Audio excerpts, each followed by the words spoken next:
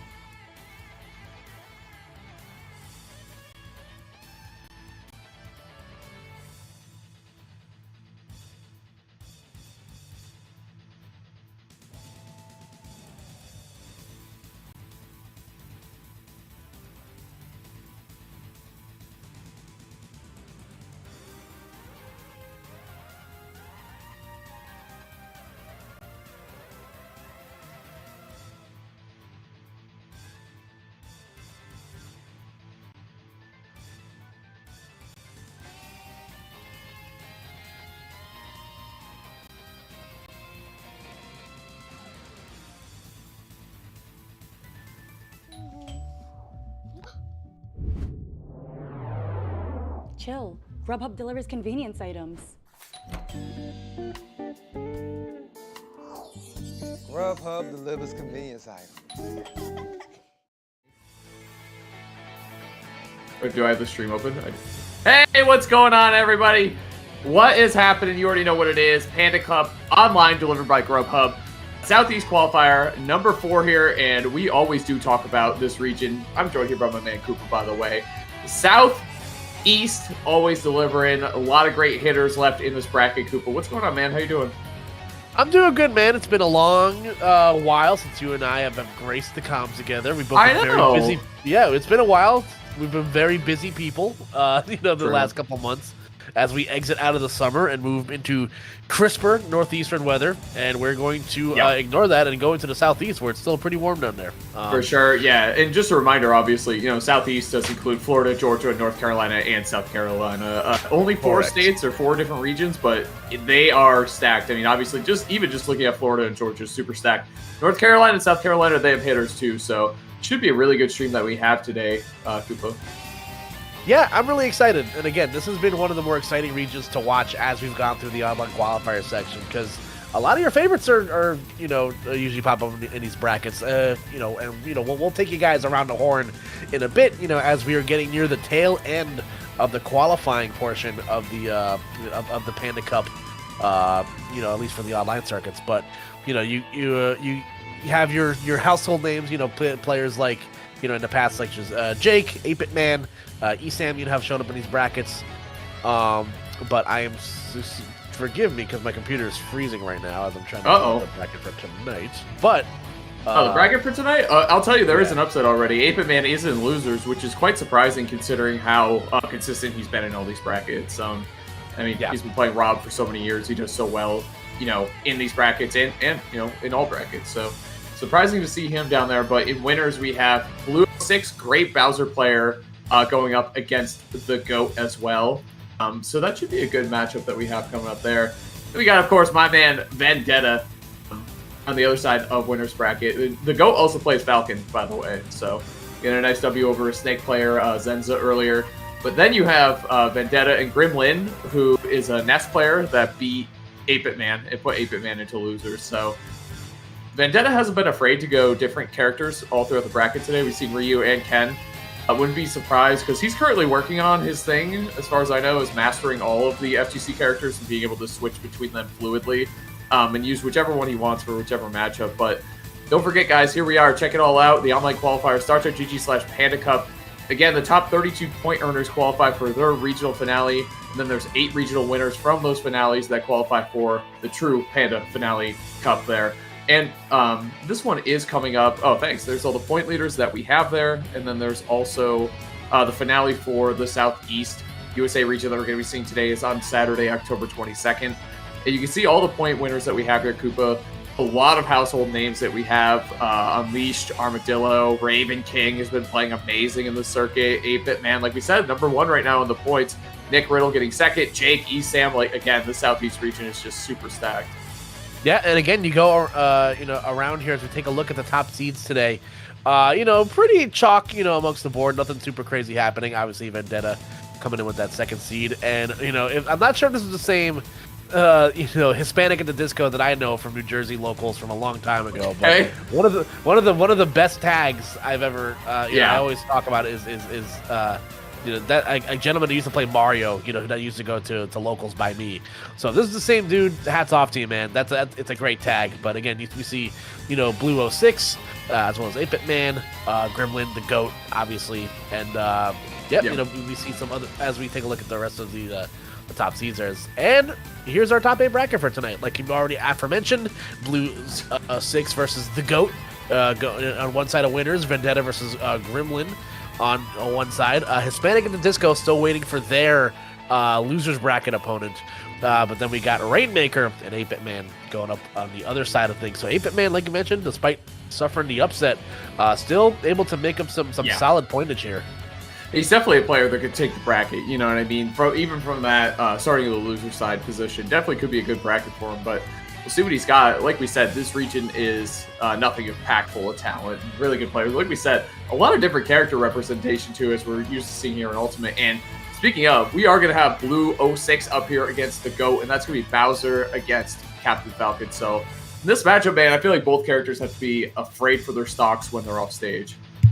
Yeah, it's definitely, the buzzword that tends to come to mind here is volatile. And again, sometimes you got to call a spade, because that's exactly what it is. Both these characters, I feel like, feast on characters with very linear recoveries because they're both really good at being able to punish those recoveries without putting themselves in too much danger themselves. As you take a look at Blue 06's bracket so far, 2-0s over, Reticent, 2-1 victory over Mossy, and a 2-1 victory over Osh9. So quite the bracket so far as we take a look at the GOAT run today. Yeah, I was going to say, too, a couple 2-1 victories in there, so scraping by and getting those Game 3 victories, that means either you're playing shaky and you have to clutch those out, or you're playing clutch and you're playing confident and playing well to close out those Game 3s. So curious to see how Blue does here against the GOAT. Like we said, 2 Ws already on the board today, beating Snake, making it into this top 8 bracket. So see what happens here. Should be interesting. Should be good, Coops. I'm excited, man. I'm always excited to, again, as a Koopa myself, I'm always excited to watch the Bowser, stuff. Are you playing more Bowser yet? You kind of have to, I feel like. I always play a little bit of Bowser, you know what I'm saying? It's like, you always play a little bit of everyone, though. You gotta pick a main. As a treat, you know what I'm saying? True. Look, true. Man, I'm an employed man. I ain't got that type of time to learn tech. So give me some of the. It's easy. Bowser, hit forward air, you're good to go. But anyway, game dodge 1 is dodge a ball. Forward air and side B. Very good to go. And up B on shield. Very good. So Blue, true to the name, Blue Bowser against the GOAT, default Falcon. This typically Falcon does combo the heavies very, very well. Able to get early KOs against them, even though they do weigh a lot. But we'll see. Having a hard time getting any offense started here against Blue. Here we go. Uh-oh. Yeah, this is exactly at low percents where you have to be very scared as Bowser. But like you mentioned, what Captain Falcon doeth, Captain Falcon also can have done it to him as well. He's definitely a character that is prone to be comboed, very easily. But right now, the GOAT, living up to the aforementioned name right now, looking pretty solid to start this first. Yep, aerial pressure there, getting shield grab with the side B. There we go. Fight out of the corner here now, too. Blue definitely trying to stay one step ahead of the GOAT, right? Like, just trying to stay one step ahead and using that F-tilt very, very well. There we go. Nice. Good use of the Falcon dive there. Wait, you do it again. Nice, yeah. I was going to say, this is an interesting wrinkle that I feel like... oh, there we go. Nice use of the down air there. But I was going to say, both these characters having command grabs to fight through shields, and that kind of adds another wrinkle into this matchup here. Nice. And there we go. Soft knee. There we go, into the double backer. That's going to net the KO. Immediately right back for the GOAT. Yeah, the GOAT was very comfortable with those edge guards too, which is so key against Bowser. Oh, he was threatening right there too with the double jump over the tech. Trying to get something started here, but instead Blue gets a grab. Potential hit for a lot of damage. Again, like, it's just so hard. I feel like Falcon's just so fast and hits so hard. It's just, he typically, again, does very well. Oh, the backwards facing up air. All right. GOAT's cooking a little bit. Start up the burners. Rev up those fryers. Oh, turn around grab again. GOAT is playing great.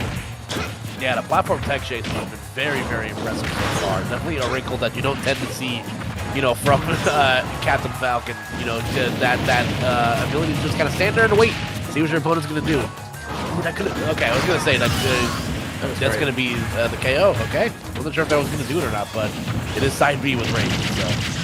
Yeah, that was an amazing patience there, too, and able to get the side B for the KO. So, again, Blue, like, not necessarily swinging right away, but getting the right hit, you know, which is way more important, so.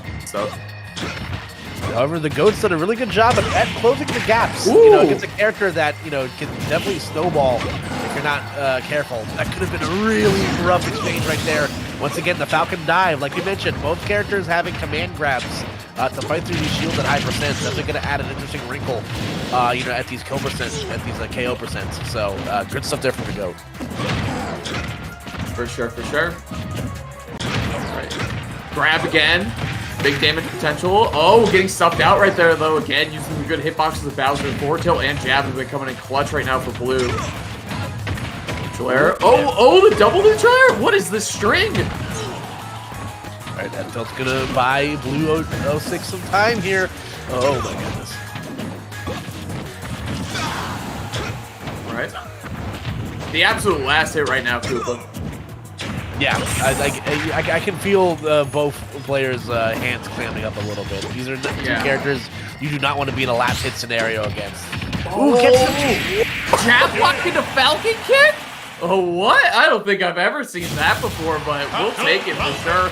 Taking that stock down and taking down that game. Very nice. The GOAT. Like you said, Koopa, living up to the name. That was sick. I've never seen that before, honestly. Does that?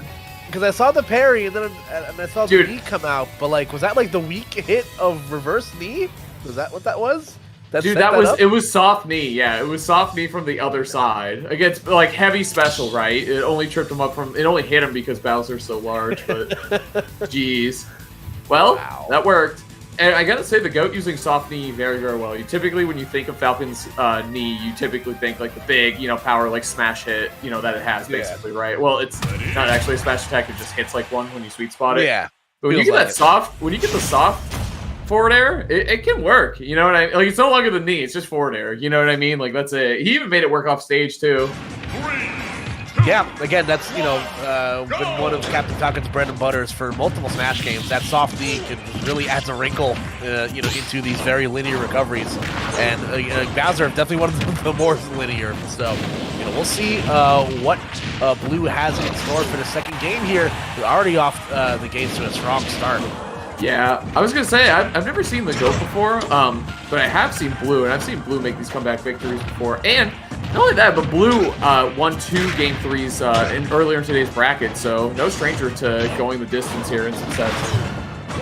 Yeah, again, I just feel like certain characters are gonna really exploit Bowser's weaknesses easier than others. So, you know, you're probably gonna find yourself in a lot of close games. But nonetheless, though, what makes Captain Falcon super scary is the side B will connect right there and net the KO. I was going to say, Captain Falcon's explosiveness always has to be in the back of your mind. And all it takes is, you know, one knee exchange or something like this to where you can find yourself opened up for damage. Yeah, I feel like the GOAT is very creative on the combo routes, too. We saw turnaround to up air. I mean, the jab block obviously was amazing, but there you go. Jab, side B. Good pressure, good damage right now from Blue. This is the Blue I'm used to seeing. Blue looked a little shaky in that game. Oh, hold on, that's a stock though. Yep, even against Bowser, that's going to KO. Very nice. Again, Falcon's combo game and his power against heavies is just it's perfect.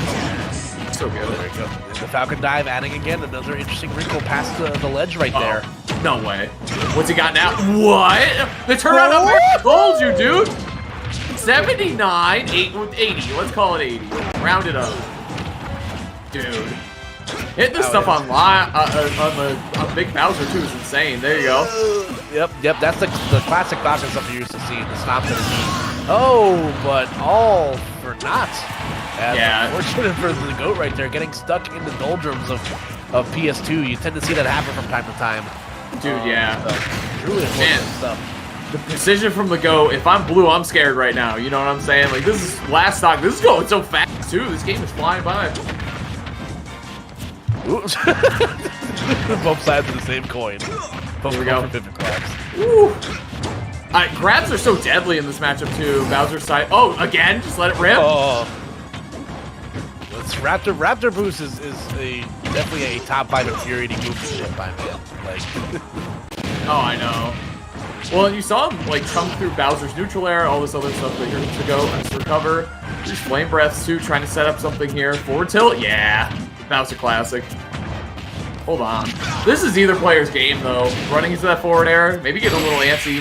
That should be it. Yeah, good shield work. Good shield work there by Blue. Good reaction too, but these are really back and forth, Koopa.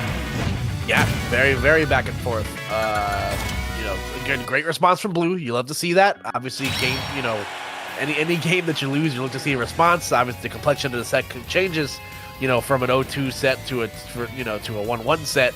And again, you see why Bowser is such a scary character at the ledge. You know, all it takes is, you know, one misspaced get-up attack or, you know, a poor choice in, you know, ledge jump or ledge roll, and you're eating a lot of damage. So, for sure. Excellent stuff there from Blue. I gotta say, precision from both these players has been great. In terms of the combo game, the tech chases, the reactions to getting jab blocks has been so good on the side of the GOAT, right? But then Blue on the other side, the spacing, the recognition of the defensive habits, jab into side B, like just getting so much damage off these stray little hits. Really good. They're both playing really, really well. It looked like Blue warmed up a little bit more after that game one, too. Yeah. A little more like the Blue I knew. Quick tangent for our sports fans watching at home, by the way. Aaron Judge just hit a 60-second home run. Did he do it? All right, Yeah. Judgy. All right. There you go. Breaking the 61-year-old American League record held by Roger Maris. So, There you go, man. for all three of you guys that watch sports at home. Especially that one. Yeah. The rough one. But either way, Game 3 coming back here. I think we're going to get a change of scenery, too. Yeah. Battlefield. Not surprised based on the GOAT's combo routes, right? Just being able to stack up, get your jumps back mid-combo, try to get something started here. Neutral air, up air, all that good Falcon stuff. Blue with a good anti-air, though. Up tilt, great hitbox. Would you say that both these characters, I feel like, architecturally might benefit from the same stages, even though they are, like, you know, very different characters? Well, not very different, but, like, different enough to where you might not think one might like the stage more than the other. I'll say that Bowser against a non-projectile character definitely could like the stage. I think Bowser does really well. Oh, I was going to say, not the best hit of that, not spiking him down, but the corner pressure right now from Blue is so good. Not getting a stock yet. Go has to figure out something here, though. There you go. Aggressive Falcon dive. Jeez, get out of there. Good recognition. He knew that he was going for a grab of some sort. They're barely losing back. Yeah, and I like the stage for Bowser, too, because a lot of people, when you're stuck on those platforms, Bowser can cover a lot of stuff, like between forward air and up air and side B. Oh, is that a stock, though? Almost. Almost, but again, it might as The delay. Yeah, especially when you're recovering from that deep from Bowser, like, you really have to pull all your tricks out of your hat at that point. So, you know, kudos to Blue for being able to, you know, do what Bowser does best, and that's hang around a little bit too long in these late percents. So. Yeah, and again, like Falcon hits hard, but Bowser. Okay, all right, never mind. I was like, Bowser's living for a long time, but getting KO'd right there, right as we said it, right, the classic. We still got it, baby. It never stops. But here we go. Oh my God. Whew. Players just kind of taking their time here. You know, all it takes is that one opener. Patience right here. No double jump. This is bad for Blue. Has to get out of the corner. Falcon dive. So good in the corner. Catches jump too, or can time it right. So yes, just letting him rip. Just rack up the damage. Now this Bowser stock's ready to come. Oh my goodness. He held that down ready to let it rip at the right time, get the KO. Great stuff there from the GOAT. Good patience. Like, he had a plan and he stuck to it. I love that. Yep. It's all according to plan. All right, so this is a good opportunity here for the GOAT to, again, open up this, lead into the game and potentially, send a message into Blue going into this potential final game. But a great reversal right there. Oh, you want to talk about a great reversal? Jeez. The GOAT. Truly. That's the Smash equivalent of when you both get the reverse card. Yeah, it's true, yeah. Oh my god. Well, and again, like, you can see the GOAT going for these like crazy combo paths, not necessarily working out perfectly, but he's good at improvising and figuring out the best way to make it work. So Blue definitely trying to make up some ground there too for missing that back arrow off the ledge. And then, I mean, it's Captain Falcon. He can definitely punish you for stuff like that. So really good stuff there from that GOAT. Absolutely. Curious which GOAT we're getting in presents here. There's a lot of candidates for the GOAT. True. We could be channeling here. Tom Brady could be. True. Pass Matt, etc., etc. That'd be a plot twist. Right? I think we're gonna see us change the scenery because.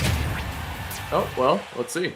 We're about to find out. I think like Bowser traditionally on Battlefield, like even though you do get the good shield pressure from underneath, I don't know. I feel like it's just so cramped for Bowser. Yeah, let's run it out a little bit. Okay, small Battlefield. There we go. Yeah, I definitely think that third platform on Battlefield just provides a little bit too much opportunity, especially if you're sharking underneath Bowser. Ooh, okay. Buddy.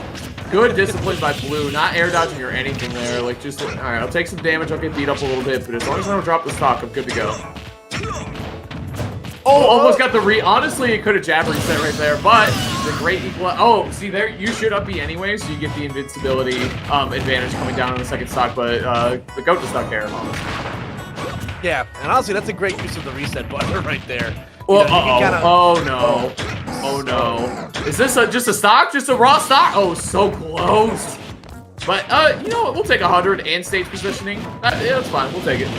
Yeah, absolutely. That turnaround was smooth right there. Oh my gosh. On the dance floor right now. Dang. Yeah, cold like the other side of the pillow is the GOAT right now. My goodness. That's the actual GOAT. Stuart Scott right there. Yeah, my man. GOAT. Here we go. Turn the pillow to the cold side. Okay, forward air connecting. Unable to get the follow-up though on the ground. Up tilt. Okay, forward air hitting from behind. Classic. Good parry right there for Blue. Good stuff. Man. Oh, yeah. I'm still thinking about it too, man. That knee? That was so fast. Okay, great recovery. Oh, you're done. Oh, no, you're not. Good protected by Blue. Hold on. Opportunity here. Yeah, Need to no hit this. goose has been cooked just yet.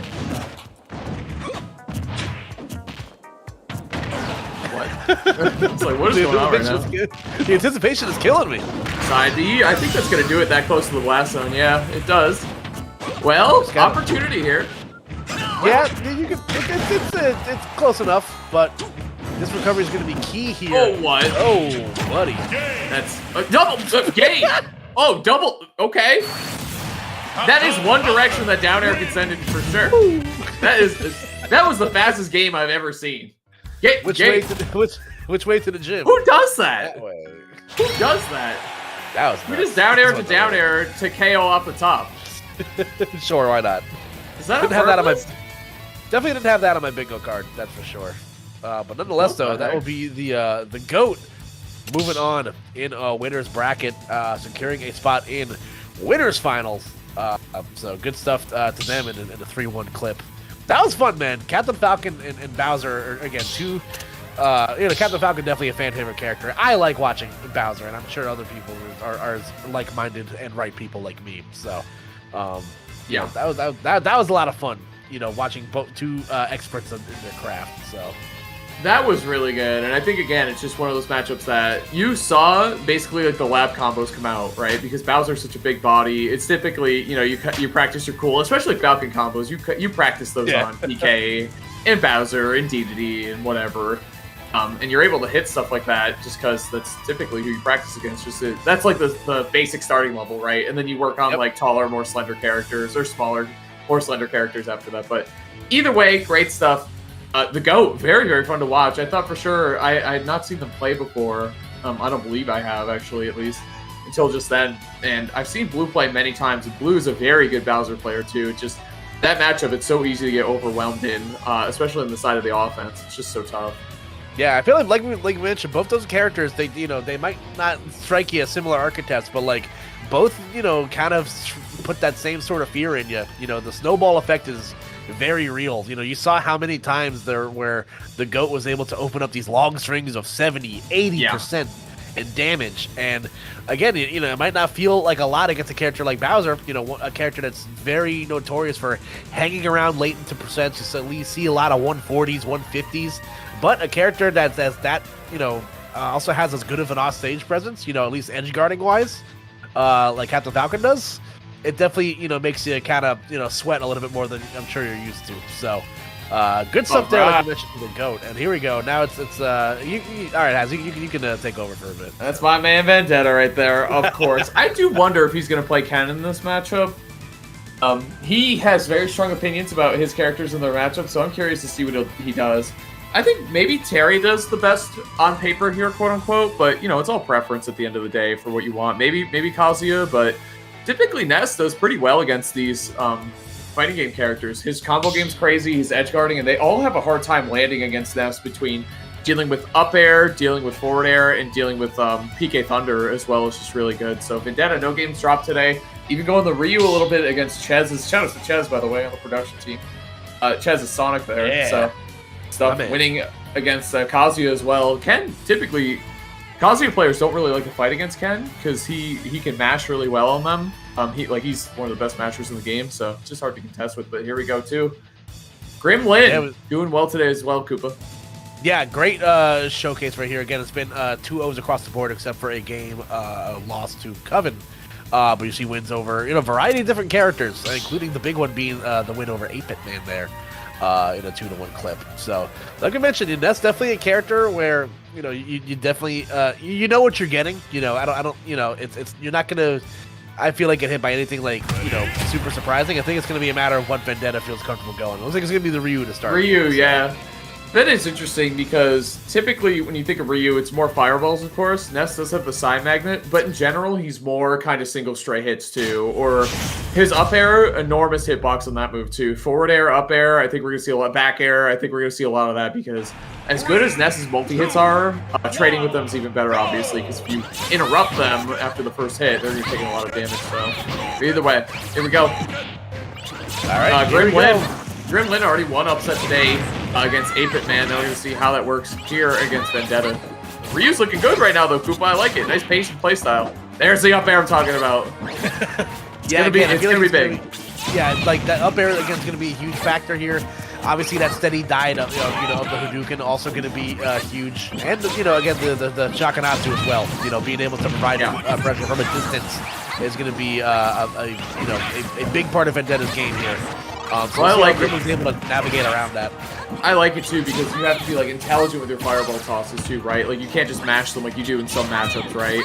Against Ness, you really need to know when they're going to be hitting a button and throw a projectile to contest it, rather than just throwing it out for raw neutral. Oh, Tatsu? For you, yeah, that should do it. Good tech chase right there. Gremlin getting a little afraid in that situation. Alrighty, so it's going to again the Vendetta sitting near the danger percent here. Fair going to fight through the parry. There we go. Drop zone there. The tried and true going to get that KO there. Yeah, very nice stuff. That is, and again, the multi-hits in S, this is the nightmare for Ryu. It's trying to get out of that, but the multi-hits not connecting fully. Here we go. You see Shakanet's barely heals too. It looks like you only get the first one. You don't get all the hits of the fireball, so yeah, that's interesting. Could be really good, yeah. I didn't know that. Ooh, oh my goodness, the mixer is crazy. I love F-tilt too, long range F-tilt. I've been working on my game a lot more too. It's so good. You can confirm off of it. It's crazy. Yeah, it's pretty. It's from what I've seen, in practice, that it's insane stuff. Yeah, that's cool. These characters up close are so real good. There we go. the Tatsu spin me right round, baby. That was a hard call out too on the side magnet as well. Like just saying, hey, I think you think I'm gonna throw a fireball, but instead you're gonna catch this foot, right? Yep. See ya. Right, so this is a big lead here for Vendetta. Again, just gonna opt to sit back, throw some fireballs. We'll have Gremlin be the one to push the game, in his direction. But again, Ness, you don't sleep. There's definitely a lot of Smash to be played left. Ooh. Ness just kind of had like a Shoto down tilt. You know what I mean? Like the way you can match that. It's very similar, honestly. I never really thought about that until now, but up air again. Honestly, could have been a confirmer to true Shoryu, maybe a KO. Creating some space here with the fireball. Making it back. Good get up attack around the yo-yo. Vendetta playing great right now, I gotta say. Yeah, no, definitely putting on a clinic right now. Knowing exactly when to put the gas on, when to kind of step back and let things, kind of reset themselves. You almost saw the neutral air connected to the up air there. That definitely would have potentially set up to a KO. Grim needs to watch these air dodges out of the light tilt, right? Light up tilt, light down tilt. Even up close, I know it's scary, but if you air dodge away, Vendetta's looking for that all day. He's already covered it once, too. Oh, nice. Good up air right into the true Shoryu. I like that. I thought he might turn around and try to back air for coverage there, but the up air makes sense, too. Give it your pass wall the platform. So good coverage there from Vendetta. Taking down game 1. Very nice. Give it your all. And he did. He did great. What was that? Oh, I thought the sound clip just played again. Wait, that was you? Yeah, believe it or not, Ryu and myself not in the same room. That was me. So. What? Are you for real, bro? Either way. Very good stuff there from Vendetta. And I mean, like we said, we're going to be seeing... He has been practicing all of the fighting game characters a lot. So we're going to see... I think it's going to be Ryu the whole way through. That gameplay looked rock solid, honestly. Really, really good. Yeah. Yeah, absolutely. So it looks like it's going to get ride the hot hand. It is going to be the Ryu for game 2. And again, why switch? It worked out in spades. Yeah, exactly. If it ain't broke, don't fix it, Koopa. Yes, sir. That 0% heal gets me every time. Yeah. So funny. Right. It's like both players have nothing to lose from it. Right? I'm gonna throw a fireball. I'm gonna absorb it, and they're both like, all right. Yeah. It's like when you use calories, right? Yeah, it's like when you use a portable battery to charge a portable battery. Like what? I've never done that. Yeah, I think you just unlock quantum physics. Wait, what? You're blowing my mind right now, Koopa. What the heck? I can't believe what you just said to me. Oh, I got man. Right, yeah, this is the problem for Ryu. Nice, good neutral air though. Able to kind of crumple down, shrink the hurt box, and also put out a hitbox. Double up air Shoryu. Yeah, clean. That's one of the advantages of these platform stages for Ryu is he can combo upwards very well, but fire back here from Gremlin. No, unable to get the forward air and just jumping out of there. Good turnaround, Hado too. Hadoken. Okay. Someone got mad at me the other day because I say Hadouken. I say Hadouken, like, because that's just, I don't know, it's always what I said. But someone's like, it's Hadoken. I was like, okay, you got it, man. You got, yes, absolutely, 1000%, yes. Get up attack though, good reaction. Up smash not KOing. Yeah, definitely showing some durability, with Ryu right there. However, it will be the fair once again. That's the KO there for Gremlin. So getting on the board here, and again, nothing that can't be made up super quickly. Ness is another one of those characters, like we mentioned, that can rack up damage super fast. Like just like that. There's only about a 5% difference in stocks right there. So see. So I'm talking about with that air dodge away, you really need to be careful with that. Like, the more you do it, I feel like he's going to mix it up next time, Gremlin. But I don't know if it's like, Shoryu? Oh, Tatsu? Okay, yeah. He's SDIing a little bit away. If you get the first down tilt that close, you can do true Shoryu, but if your opponent's SDIing, it's tough to get the sweet spot with Ryu. With Ken, it works for most spots, but either way, just a little, a little show stuff. Dude, the shotgun Ness only heals Ness like 2%, by the way. That's melt percentages, All right, duel it down tilts. It will be Vendetta that comes out victorious there. So once again, Tatsu going to net the KO there. So Vendetta looking to go 2-0 here. Oh my gosh! You see the mix-up on the fireball too? You want? Oh, is that it? Are you just climbing all the way up? Yes, you are. Yes, sir. Ryu, World Warrior, taking him on a world tour all the way around small battlefield. up and around and down, dude. Like Willy world's Wonka's smallest- elevator, dude. Just gone. See ya. Yeah, got fingerprints in the ceiling. And- so Again, that kind of a lot of that started again off of the last hit before that was the slow down Shokunettes, which was baited out to drop the side magnet because Gremlin thought that the fireball was going to get absorbed by that point and got hit by it instead. alrighty, so let's see what's Alright. maybe another change of scenery here. Let's see what happens. I think crazier things happen. Well, have you? I've never seen Vendetta. That icon that Vendetta has, the is it a behemoth from Oh, I think it is. Yeah, I missed Earthbound, right? it. Yes, It's an Earthbound monster, isn't it? I think so. Okay. No jump here, it's scary. Huh? Ooh, Earthbound, good game for what I can play. I've never played, man. I feel like I missed the boat, you know? Like, it's too late to go back. I think that's true. There's a certain hold person on. that'll argue otherwise. Ooh, dare I say, All right. nice back air. Calling it as you see it there, Koopa. Very nice.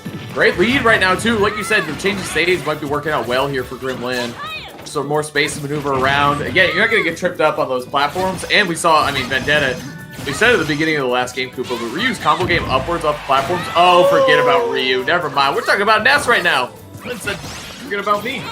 Yeah, let's talk about Ness, baby. As it's Gremlin opening up a clinic here on Town and City. Wow. Ooh, but a great recovery from Vendetta. My goodness. What an amazing focus. Just the last hit, right? And when you needed.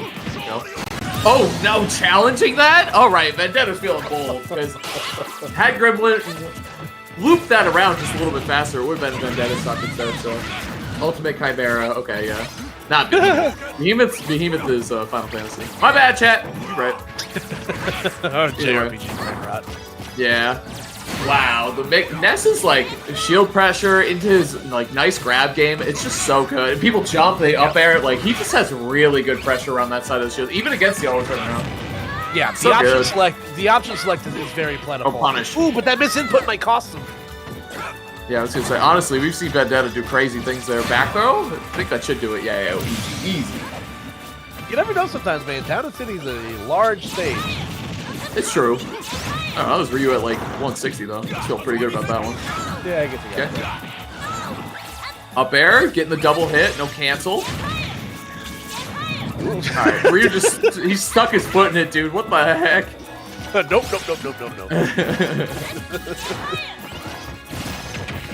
It's like a... Oh, Tatsu, good. Oh, and turned it around, too. Good interruption with the side magnet. Again, oh, this is looking like curtains right now for Vendetta. Oh, yeah, it was anyway. Okay. I was going to say, missing the down air is not great. But you still get the stock, still get the game anyway. Good change of scenery right there.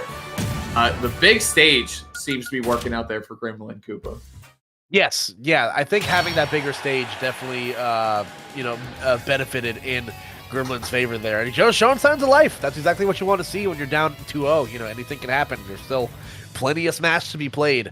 And again, I think what'll also help, especially with Town and Cities in particular, is having those specific platform layouts that, extend off past the ledge to kind of just, help you get back to the stage, maybe a little bit easier than you would have on a biplat or on a flat stage. So, we'll see where we go next on the world tour here with the World Warrior, Ryu. So, yeah, it'll be interesting. And again, you have a couple options here. I was gonna say, I think we're just gonna stick with Ryu the rest of the set, even if he does drop this game too. But we'll see. Or sorry, this game 3. So we'll see. We'll see what happens here, Koopa. FD, okay. Interesting. Okay. Yeah, I'm curious. Like, again, you're the Shoto player, not me. What's your take on the stage choice here? Yeah, I feel like it just creates more of a head-to-head fight, right? Like, you need to come out and fight Ryu rather than coming at all these angles. Ness players love to be able to jump and throw the angled PK fires, and we saw how much Gremlin kind of messed around on the platforms in that last game, but I also think Vendetta's been playing off the platforms very, very well, so... And then this situation is also very bad. That's almost a KO, but how do you land against Ness on FD? It's so hard. As Ryu. Oh my gosh! Yeah, that could have been a disaster for Vendetta right there. But fortunately for for him, he's able to come out unscathed for the most part. So Tatsu, it's gonna connect. Oh, maximum range, but it's not gonna KO. yeah, warning track power with that with that Tatsu right there. So. But nice. I was waiting for some more strong jabs from far. You know what I mean? It's such a good button for Ryu. Good anti-air and all that good stuff. So that's been a wrinkle in the matchup we haven't seen yet. There we go. Once again, the down tilt into the Tatsu. I forgot how to describe it. It was like non-proxy jab. You know, like it's just like it's like long range strong jab basically. So there you go. Great button for Ryu. And kick the door open. Start your day fresh.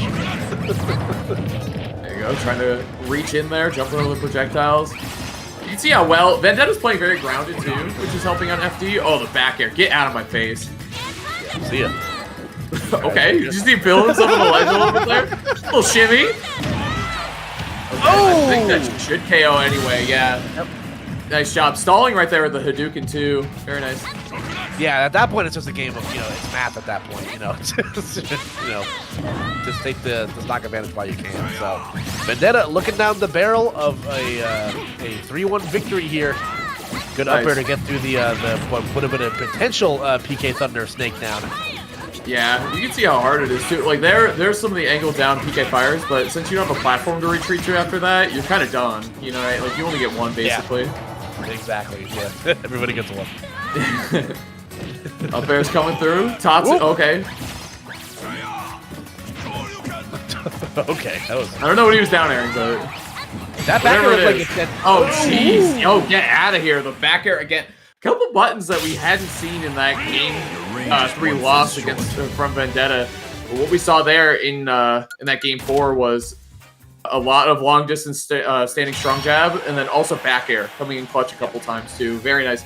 We said that at the beginning of the set too, is that he needs to use his long range buttons against Ness, like whether it's to contend or to contest him in the air or just knock him out of his multi hits. Did a very good job of it there in that game 4. Very nice job. Vendetta moving on actually 3-1, staying in the winner side. Gonna be Vendetta against the GOAT. That's gonna be a good set. That's gonna be hot. I gotta say, someone hit the hot set alert right now. Let the people know. Yeah, gotta let them know. Definitely gotta let the people know, man. There's still plenty of great Smash to be played tonight. Again, we are at the final qualifier for the Southeast USA, so everybody trying to get their last second points in, before the October 22nd qualifier for the Panda Cup finale. It happened later this year. And again, that's not that far away, man. We're essentially in the middle of October at this point. The year is just melting by. Oh, I know, dude. It really, really is. But speaking of melting by, we are moving our way through this bracket very quickly. Stay tuned, guys. We'll have more Southeast Panda Cup online delivered by Grubhub. This is the Southeast Qualifier number 4. We'll be back with some more action after a quick break here. Stay tuned.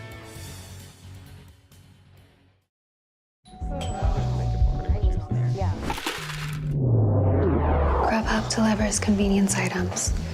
Grubhub delivers convenience items?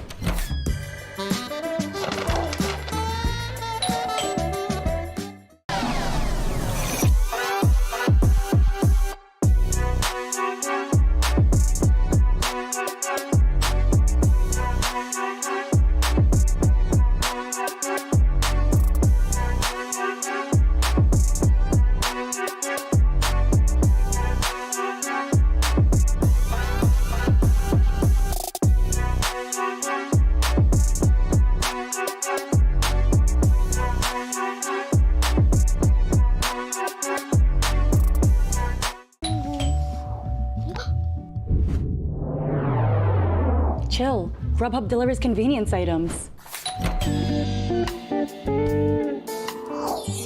Grubhub delivers convenience items.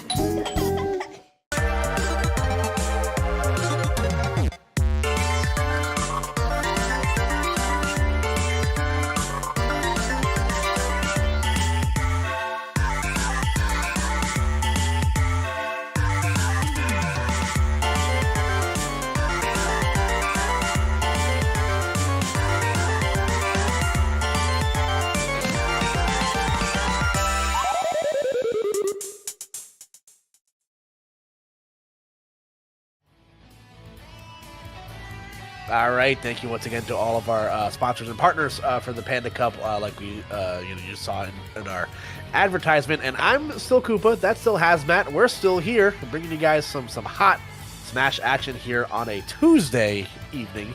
Hope you guys are having as much fun at home as we are. Haz, how you doing? You doing all right? Doing great, man. Doing great. Honestly, this winner's final set, I'm super excited for because we have the GOAT going up against Vendetta. And the thing is, I hadn't heard of the GOAT before today, but I watched them play a set against Blue earlier, and their combo game of their offense is insane.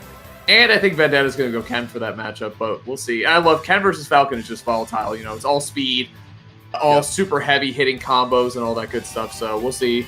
We see also the GOAT, like the set victory count there. Again, love these stats that we have. Does typically well, honestly, against the good men. You got Richter, Ryu, and Ken. Hey, that's my squad strike lineup. What the heck? This is exactly my squad strike lineup. Just saying, never seen Hazmat and Vendetta in the same room before. So True, I actually definitely have. And there's, no, actually, pretty I sure definitely there's have. definitely pictures of us together too. Either way. I definitely have. So, all right. As we take a look at Vendetta's run here today. Well, poor Simon Beaufort, my favorite Castlevania character. I was gonna say, hold on a second. It's like Castlevania, you know what I mean? Like Castle Vendetta or something. Like it's just like slightly different, you know? The Avengers. Yeah, exactly. Yeah. So. Exactly. Oh, but yeah, we do have Vendetta, like we said, Vendetta coming up against the GOAT. Should be a great set. I mean, both these players winning their last sets 3-1. Dropping one game against their last opponents, but this is winner's finals, so they're going to be pulling out all the stops here, Cooper. You don't want to go down to that loser's bracket, as we pointed out several times before. 8-Bit Man's down there, and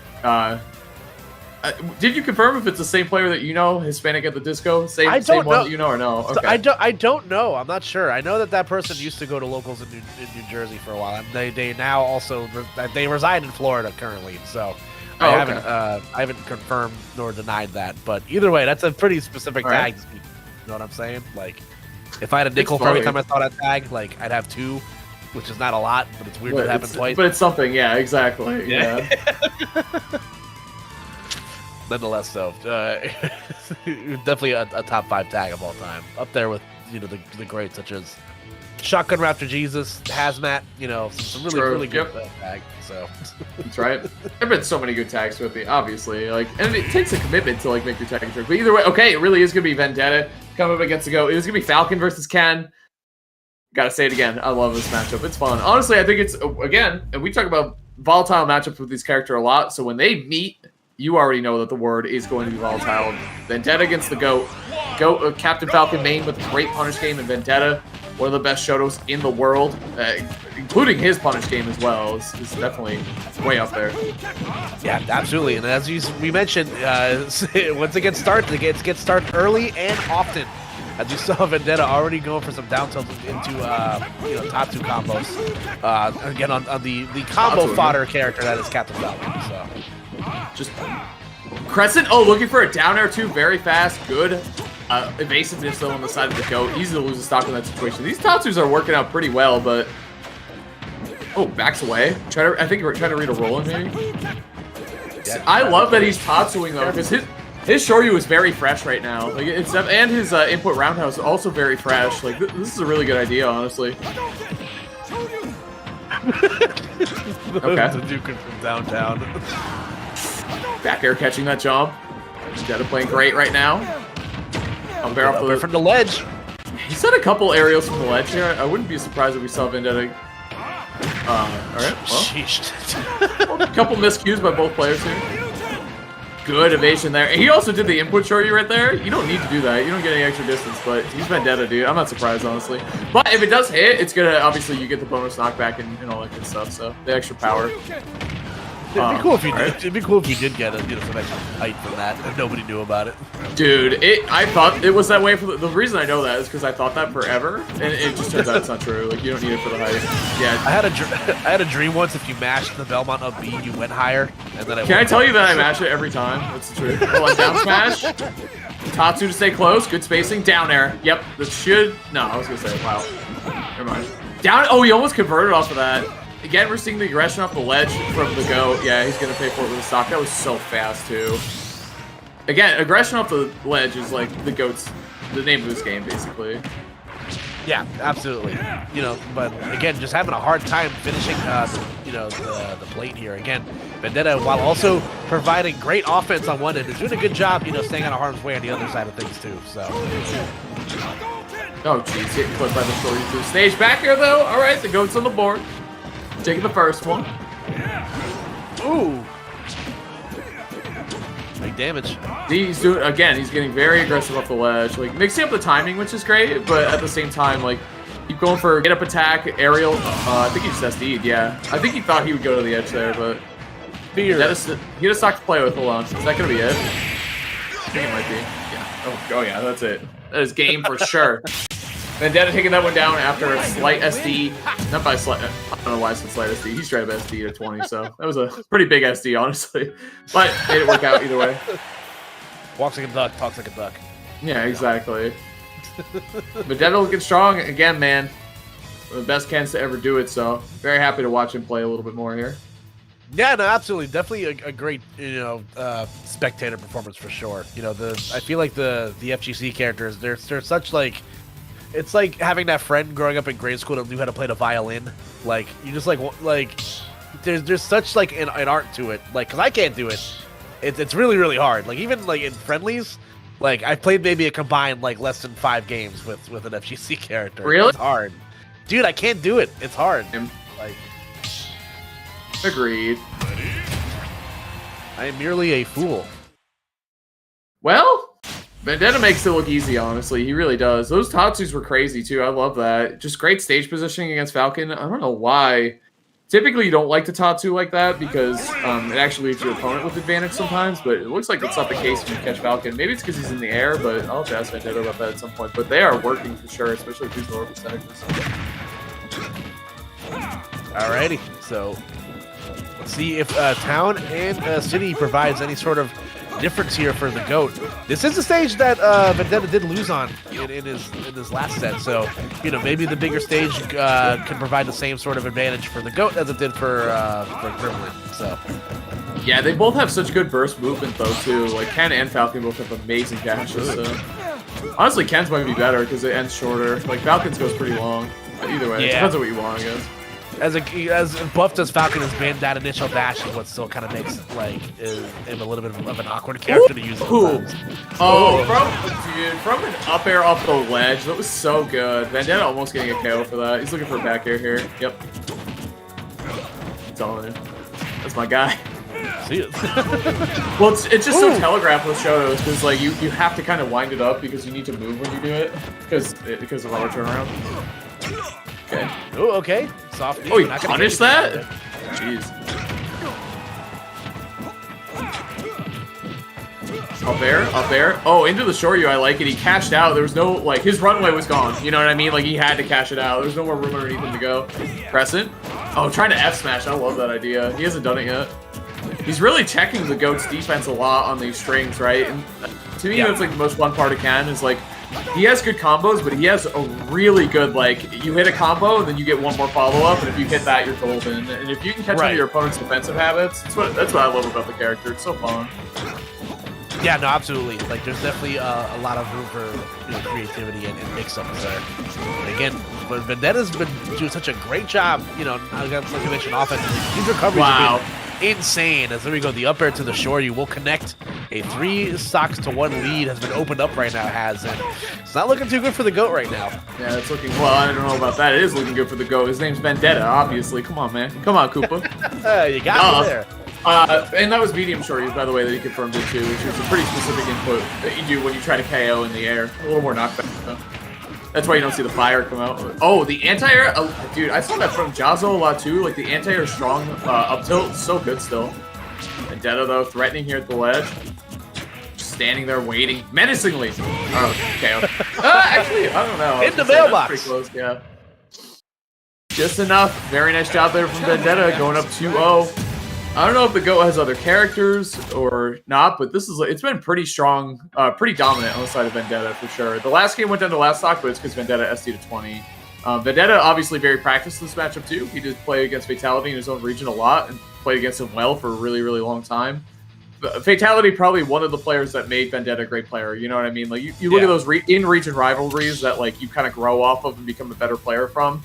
That's definitely one of them. Cola Vendetta too, obviously. All the Georgia guys, obviously, playing against Vendetta, who does one of the strongest regions in the country for a reason, man. Like there's nothing but killers in the state of Georgia from 1 to 10. All of their PR players are insanely good. So yeah, like a Georgia locals, like in terms of top 8 talent, is like a major. Basically, it's so close to it, just raw talent. So. It's tough. Either way. What? It's tough. It's tough. And now you're looking at the barrel of a 2-0. So stuff out here. Hope you guys are having a fun time at home. On a crisp October evening.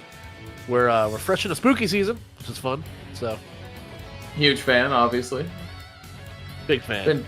Let's see, it might be a change of stage. I don't know if Vendetta might be going. Who knows? Who knows what's going on over there? When you get into things that it's like, oh, it's a 2-0 lead, or it's pretty dominant one side. You got to make something up, right? You got to make something up. Yep, that is. Wow. Well, you still hit really hard, so that's good. However, you've lost all mobility. It better be a small stage. It better be like Battlefield or Smashville, or PS or the biggest. Okay, fine, fair enough. The doctor will see you now. So. All right, game 3. Jeez. Alrighty, let's see how this the change to Dr. Mario will work out here. So far, so good, right? Nice little lead. I mean, he went to med school. Something should be working out for him. So. For sure. All right, Tatsu once again coming out here, but again, that's where the match can be won, and it's probably going to be lost. It's in that recovery phase, so we'll see how good the GOAT is at being able to navigate around that, with the lesser recovering character of Dr. Mario. Unable to convert right there. I wonder if it's because Dr. Mario's facing away, but either way, Vendetta not getting that big conversion. This is, again, already looking kind of nice. Oh, sure. Oh, the call out, the jump Shoryu, KOing. Very nice by Vendetta. Well, I like that the GOAT's trying something different here, but now what do you do against a character that's so mobile like Ken as a character like Dr. Mario, right? He's so quick on the ground. What do you do about that? Rolling in, almost getting a forward air, though. Uh-oh. Yeah, that's big damage. My gosh. Could be a KO if he down airs, yeah. He tried, but the GOAT, he does deal with that. Oh. Oh, the back air, very nice. What a conversion right there. Super clean. What a sound effect. I love it, man.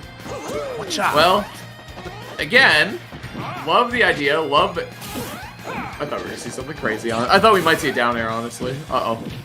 Shoryu? I think he could have landed in Shoryu, honestly. It was close. I think that's what he's looking for at the very least. But again, that up B from Doc is going to be good here, but you got to avoid Shoryu for the rest of the game, basically. Like, you can't get hit by one, and he has 2 more stocks to work with after that, so. Yeah, you have to thread the needle real close here, and it's asking a lot, especially for, a lesser character as Dr. Mario, but, again, I've seen crazier things happen. Maybe get on the board, we'll see what can nice. Dude. That up air from the ledge worked so many times. Like, it worked almost every time, which is funny because I think the GOAT was so aggressive up the ledge. You maybe think that it's an option to look for a little bit more. But either way, Vendetta, what a strong 3-0 to move on into grand finals as we work our way through the rest of this bracket. Jeez, that was dominant. Yeah, that was some real tough stuff, man. Again, the GOAT put on a great show in winter semis, but Vendetta, a top echelon player, in his own right, and no surprise to see him sitting in winter sides of grand finals. So yeah, he's done well in this circuit and other online offline brackets. He's always done well, so no surprise to see Vendetta doing great here again. Yeah, but let me ask you a question, Az. That was a real intense set, and I don't know after watching a good set of Smash, I usually get a little hungry. Okay. So once again, our the delivery partner for the Panda Cup is Grubhub. New diners use the code ALTPANDA to receive $5 off your first Grubhub order of $15 or more. Get your food delivered on time and at the lowest price, guaranteed, or they'll make it right. Again, use the code Old Panda to receive $5 off your first order of $50 or more. Offer available until October 31st for new items only. Terms apply.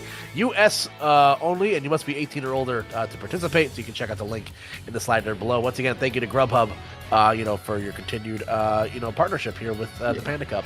Well, Grubhub always delivering, man. Been a great, team to work with over there. And, obviously with that coupon, you do get the Grubhub guarantee, like you said. On time, lowest prices, or they'll make it right. That's the Grubhub guarantee. So there you go. Check that out. Again, like you said, Coop, it's all Panda. So good stuff, man. Obviously, shout-outs to Grubhub, shout-outs to Panda.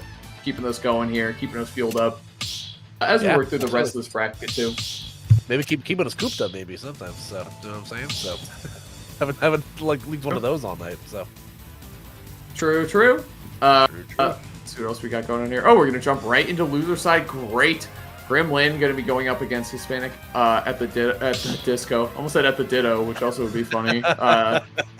Whole different name. But either way, Gremlin typically doing well in this matchup, actually. Going 2-0 in the last two sets, the only two sets that they played against each other so far. Yeah, absolutely. Again, we take a look at Gremlin's path to this part in the bracket so far. Again, wins over a win over Hispanic at the disco already. So Hispanic at the disco trying to avoid double jeopardy here. Again, with the win over 8-Bit Man in quarterfinals and then losing to Vendetta in a 3-1 clip. As we take a look at how Hispanic at the disco has fared since that 0-2 loss to Gremlin, beating Ash9 in the first top 8 of losers match. So again, a very interesting array of characters, with solo DDD, mind you. That's a lot. Again, 6-1 in sets, 10-3 in games. Like, my gosh, this is a real tough mountain to climb.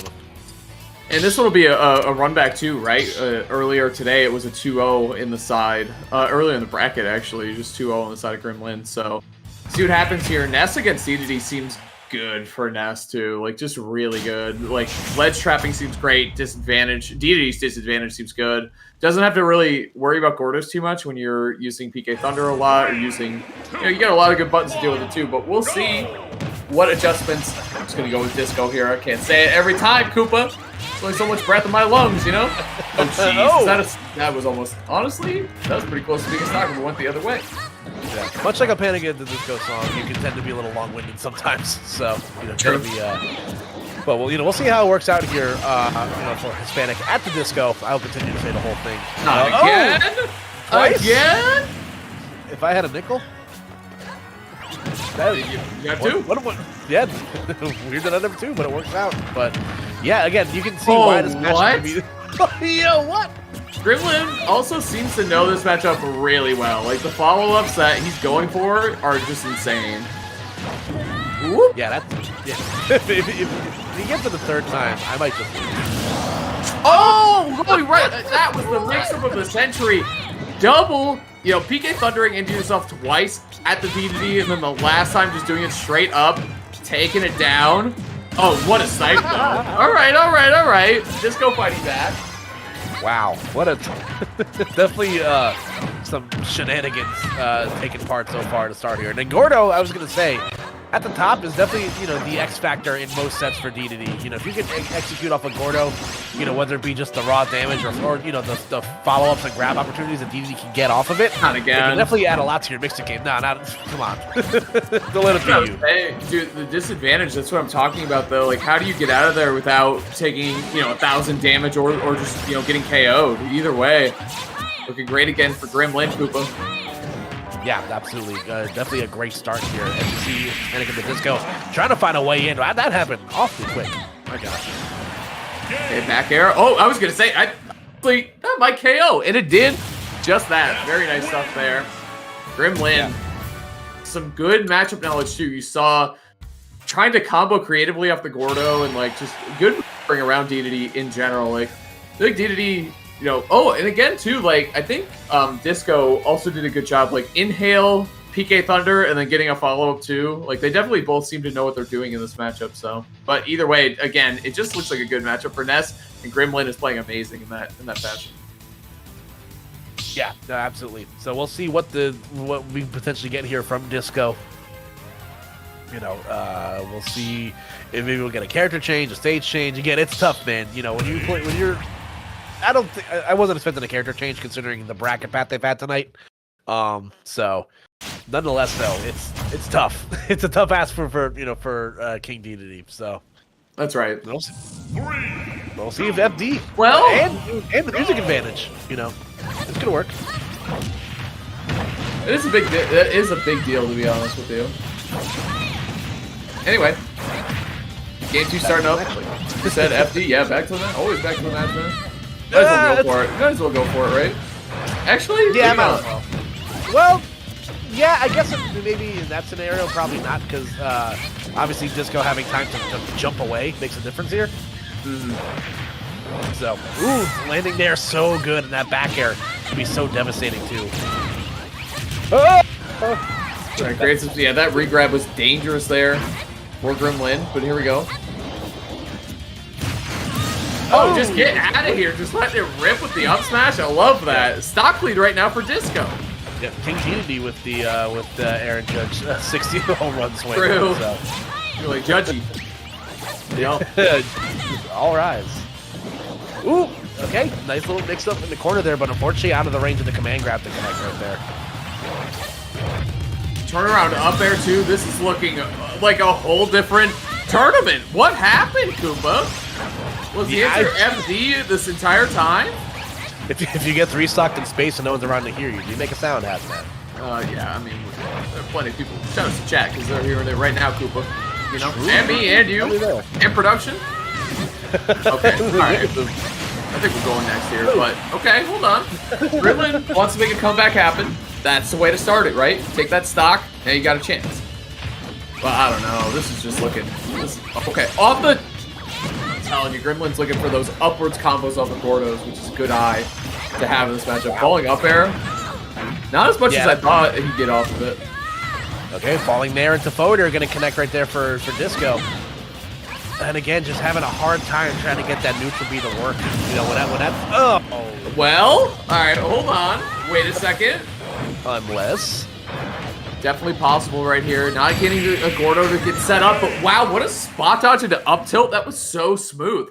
That spot dodge was crazy, honestly, too, because all the hits of up air and Dedede's big hurt box, able to time out that spot dodge was really, really impressive. I don't know if Disco was looking for that specifically, but either way, didn't work out. It worked out really, really well. Yeah. Again, the whatever it was, the stage pick, like you mentioned, it all just worked out in favor of Hispanic at the Disco there. So yeah, we'll see if they can keep that, that momentum rolling. And again, King Dedede definitely leaves a lot to be desired, in depending on the matchup. But when his character is hitting, it hits. I live in a region where one of our top players plays this character at one of the highest levels possible. So, I've seen what this character is capable of against, a slew of top tiers. That's especially as well. So, so we'll see what Hispanic and Disco can bring here on Gremlin's counter pick now. So we'll see if we get some platforms here to play around with. Probably that, right? Like that's the easy choice. Yeah, we're gonna get all three of them. Yeah, three platforms. Wow. Again, these spot dodges and up tilt are really good. Ness's pressure, again, shield pressure is really good, but if you know how to deal with it, cut down a lot of problems in the matchup. Yeah, absolutely.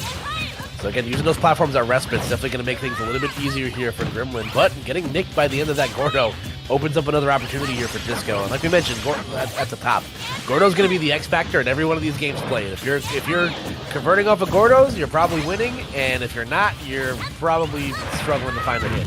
Yeah, it's just an extra thing to do in the matchup that helps, right? It's kind of like when you play against Diddy or against Rob, if you know how to use their items against them, it goes a long way. And you can see it, and you can see how practiced people are in the matchup too, so. Exactly, yeah. Oh, good shield work there. Good angle of the shield there, holding it forward just a little bit to block the PK Thunder. Very nice. Yeah, that definitely had potential to poke, so. Really, excellent stuff right there from Disco. Both players keeping it close right now, so neither one running away with it just yet, but that Gordo connection is going to add on some necessary damage here. Oh! Okay, yep. Honestly, oh, nice forward air, though. Defending himself on the way back, but still pinged off the stage here. Oh, catches it? That was ridiculous from Disco. What? These recoveries? This is insanity, Koopa. I can't believe they're both swinging back and forth, recovering. What? Oh my gosh! That is one of the craziest first stocks I've ever seen. Like, just so back and forth, coast to coast. Yeah, using the armor of the up B to buy yourself, another chance at the ledge here to shark underneath with up air. My God. That was truly wild, yeah. That was just out of control, honestly. But here we go. Yeah, you definitely. What was he cooking? That's what that first stock. To perfection, I might add too, but here we go. Oh, the PK. Oh, wait. Oh, looking for a down air, looking for, I don't know, maybe an air dodge or something, but either way. Yeah, I feel like King Dedede falls too fast for that to have worked. I feel like if he was like a little bit of a floatier character, that might have worked. But if it did work, hold on, but if it did work, so you always gotta think of back air though. I feel like since Hispanic at the Disco has been pulling the trigger more on those back airs, it's really been working out well. Like, we saw it a lot in Game 2 and even more here in Game 3. The convert, again, that's what I'm saying. Koopa, the back air might be the trick. Oh, get aggressive here. Oh, get aggressive. That might do it anyway. No, it did not. It's a KO. I thought it might cut the path short enough on the PK Thunder recovery, but either way. Oh. Yeah, hopefully it does not come back to haunt Disco there. Again, you see players go for those trades, thinking that it's going to be enough to stun Nessa's recovery, but unfortunately for Hispanic at the Disco, all it's done is bring it down to a last stock situation, like you mentioned. Okay, fire. Trying to get a conversion off of it. This is such a close game, Koopa. Yeah, it's tough, man. Oh! Wow. Okay, hold on. All right, once again, the backer is going to connect. What's the ledge trap going to be? PK Thunder going to buy some time here for Gremlin. Uh-oh. That's frustrating right there to run right into the inhale because it's a setup for that forward air there, too. Just overstepping a tiny bit and running into the inhale ended up being what cost Gremlin that last hit in that situation. It was just such a good setup for Dedede. Yep, and again, a great use of the Gordo there to bait a higher recovery. And again, just going for the simple stuff, Dedede's forward air coming out quick enough and being fresh enough to where that was going to be able to net the KO for Hispanic and Disco. So, looking for a trip here to loser semis, sitting on match point right now. Didn't have him on my bingo card tonight. That's for sure. So it was looking so tough in Game 1 as well, right? There was no way I thought we'd see, maybe a game or two taken by Dedede, but, Disco just doing such an amazing job in this matchup that initially looked impossible. It just looked, this is so impressive. This is the thing about Ultimate that I really love is people who dedicate themselves to a character and make even tough matchups look possible and get W's for them. So we'll see here, though. Game 4 is coming up. Gremlin's counterpick, potentially final counterpick of the tournament to the small battlefield. Yeah, we'll see if this ends up being the equalizer that Gremlin needs for the Game 5, or if it'll be his Disco, moving on to greener pastures.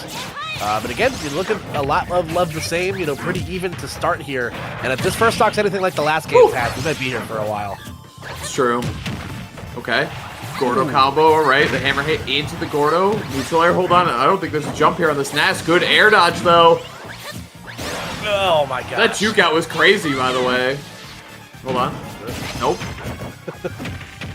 Down tilt facing the wrong way, though, unfortunately.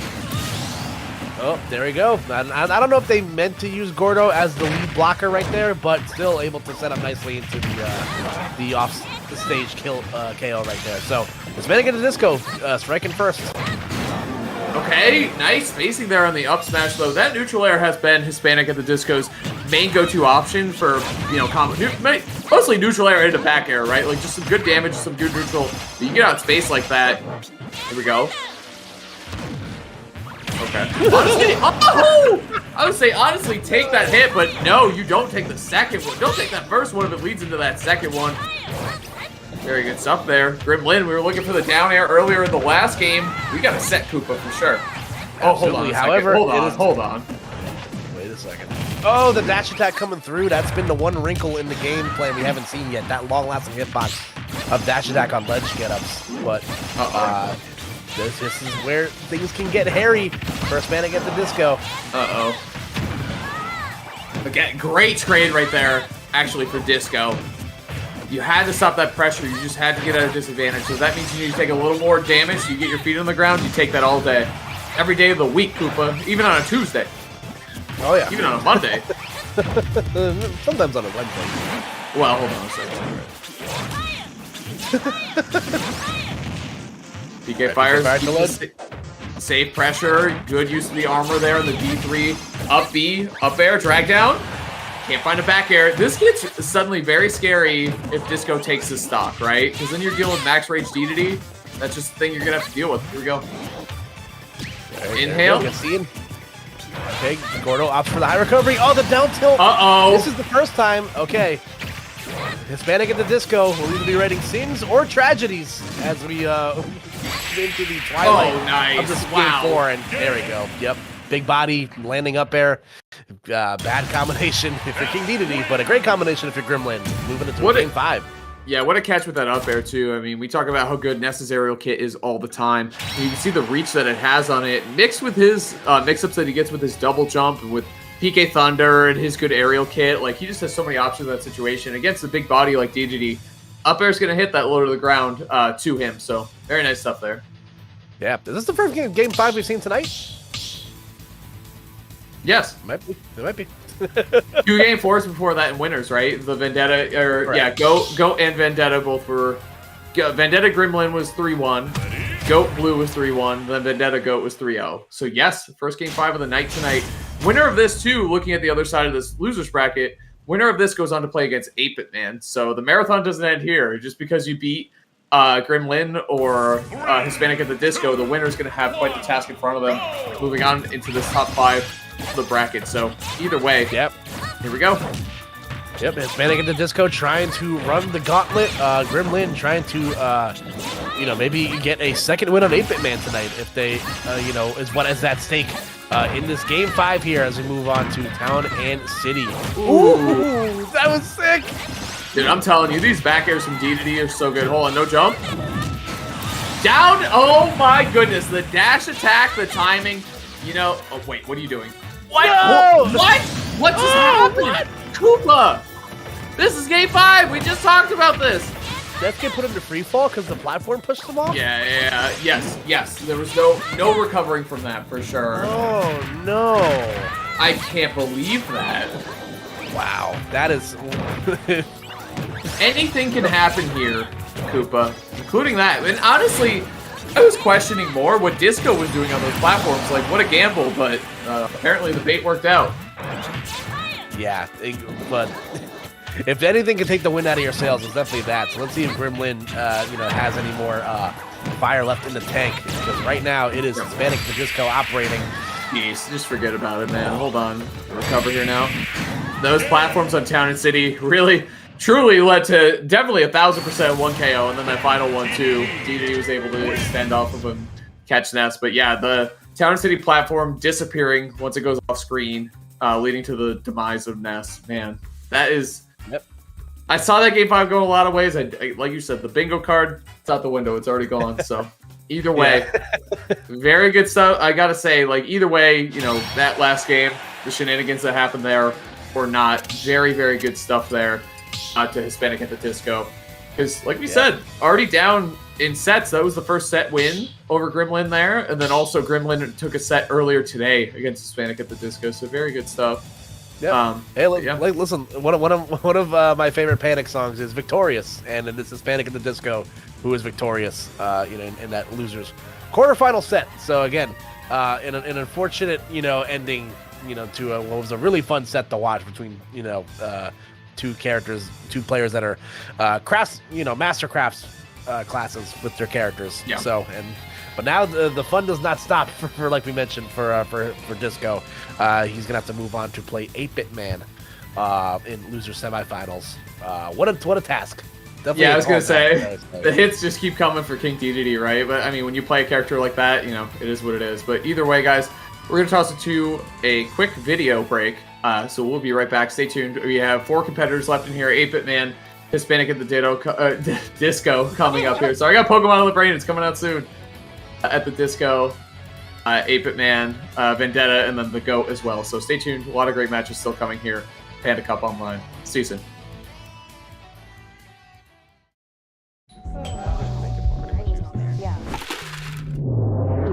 Grubhub delivers convenience items. Grubhub delivers convenience items?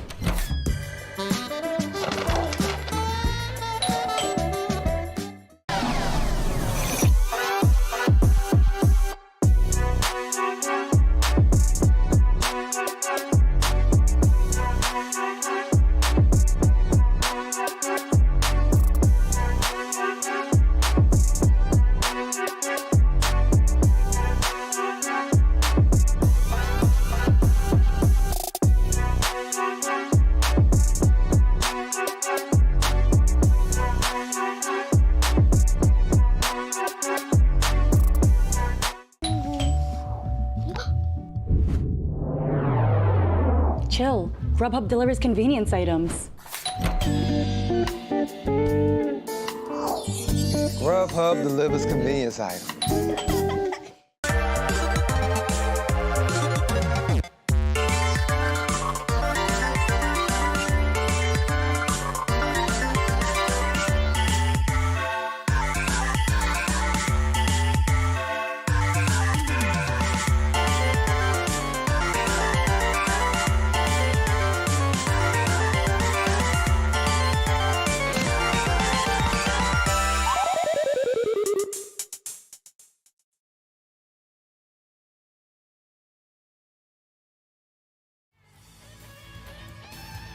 All right, everybody, welcome back.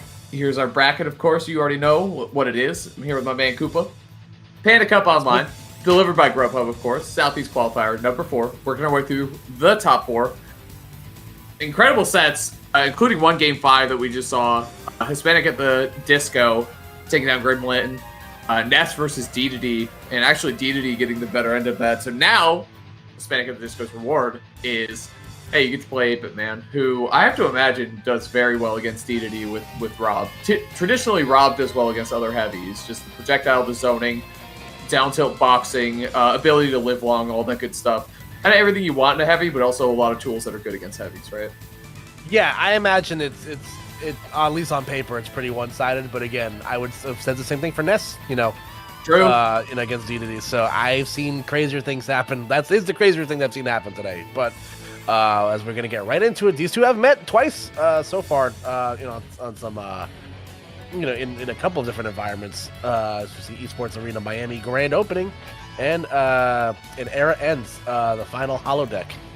Both going in 8-Bit Man's favor. So for sure, we gotta talk about a run that we've seen today so far. 7-1 in sets, losing to Gremlin, second set that they played today, and then also winning again. So very good stuff here from Hispanic at the Disco. Not only winning a Game 5, but also getting a run back as well, going 1-1 in sets today against Gremlin, and getting the one that's more important too, right? The one that's later in the bracket, and it's a best of 5. So very clean stuff there. And then 8-Bit Man, again, Gremlin causing a lot of damage in this bracket, sending both these players down into the losers, including a 2-0 against 8-Bit Man. So like we said, 8-Bit Man has been so consistent in these Panda Online Cup tournaments, and then obviously does very well offline as well at any of the events that we see him at. So either way, pretty excited to see 8-Bit Man play. He does, like I said, very well.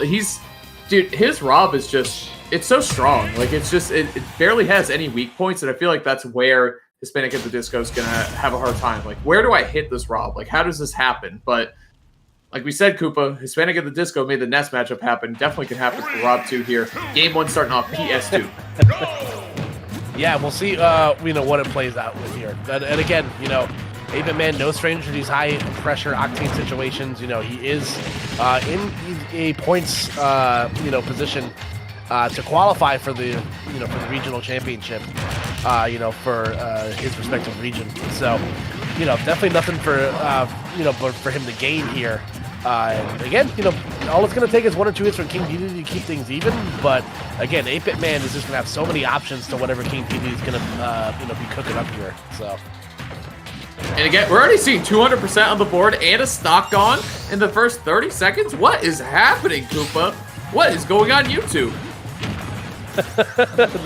That's what I'm saying, man. Again, you know, despite everything we've been saying so far, Disco has, you know, completely, you know, made fools out of us, essentially. You know, definitely hanging with the big guns here. And I gotta say, another thing that Disco does so well is recover. You know, covering the ledge so well, using the super armor up B very, very well, or as well. Using, yeah, very well as well. True. Said what I said, but here we go. All right, so let's see if 8-Bit Man can, you know, maybe start cooking a little bit here. You know, again, definitely. Oh yeah, he's cooking. Yeah. The burners, both burners are on right now, man. Yeah, rev up those fryers. But and just like that, like Vendetta the Disco just fights back so well. The damage output from D2D is looking so strong on this player, which is crazy. Yeah, absolutely. But again, 8-Bit Man's still in the percent deficit right here. See, opt to go high here. The Gordo's going to force a shield. And you see Hispanic in the Disco trying to run up into the dash grab out of him. King D2D, too slow. However, that up tilt, not too slow. You see Disco grab the gyro, by the way, with the dash attack? Look at that all-effort catch. Well, it's a PPR league, so, you know. Right. Well, dude, and we've seen this against Rob so many times. You keep it close against really good Robs too, like 8-Bit Man, like Zomba. You kept up the first two stocks. Now the Rob effect kicks in, and you get KO'd at 70 off stage as D2D, right? You get side beat, that's it. Come on. Oh, good. Down tilt's the wrong way, but not gonna, you know, pay any price for it. Again, despite, you know, kind of stumbling out of the gate, 8-Bit Man's done a good job, at least able to regain the percent lead here. But up air, I was gonna. Okay. I took damage from that one. What the heck? That is the second fastest KO screen we've seen tonight too. The double down air, don't forget, from the go, which was just wild. So, jeez. I love it when it comes up that.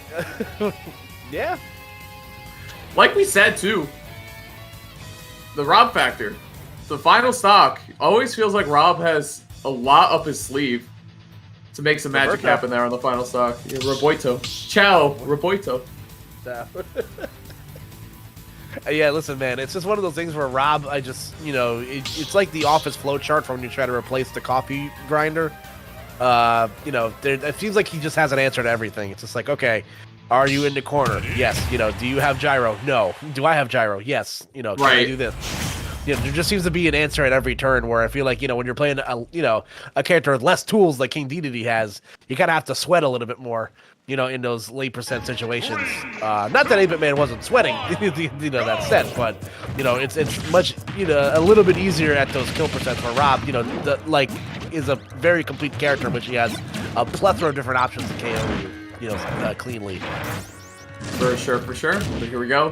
Kalos is going to be the stage of choice right now. The gyro, yeah, of course you tech away right there. It looked like Disco was trying to cover it too, but here we go. Uh-oh. Also, Kalos making his first appearance of the top 8 tonight, so. All right. Good parry, but not going to get the down tilt position out of it, so it'll once again be Disco, you know, getting some stage positioning here. And I will say, just one thing that King Dedede definitely can do that other characters can't against Rob is having those multiple jumps and a disjointed hitbox with the hammer does make it a little bit of awkward for Rob trying to get back down to the stage. So at least he can kind of hang out there and make 8-Bit Man think, you know, about his options a little bit harder. Nonetheless, though, the up smash will connect and get first blood on the board for 8-Bit Man. So. For sure, too. And again, I feel like Rob with the lead against other heavies. Ooh, Kalos. Oh, up air? Yeah, that should do it. That close to the blast zone. Good stuff right there. Disco fighting back, Koopa, but again, Rob, as long as it's last stock, I feel like Rob, it's that magic stock. Oh, taking the jumps away, too. This is good aggression right now from 8-Bit Man. Yeah, that side B I feel like could have been punished a little bit harder. You know, unfortunately for Disco, just not in a good position to be able to do so. You know, just still trying to find an answer here. Again, keeping it close. As long as you can get within arm's reach, that's all you can really ask for in these situations. 8-Bit Man committed. You know, like he stayed right in place with that. He just held the up smash. He's like, all right, so you tech away. I'm still gonna hold it. You can trick people into falling into it too, like trying to punish you and they run right into it. Gyro, what a setup there from 8-Bit Man. That was some and one stuff. Oh, they're both doing. Oh, a little shield dancing back and forth. Oh, the DDD gyro conversions. Hold up, what is happening right now? Madness is what I call it. Again, both players near the danger percent here. Gets the inhale. Oh, what? Who hits that? Are you serious? Shoot or shoot. My gosh. They're both messing around quite a bit in the second stock, but Disco here trying to pull further ahead with the up smash from 8-Bit Man, shutting that down. Armed with the gyro too. Like we said, watch out for that Rob last stock magic Koopa.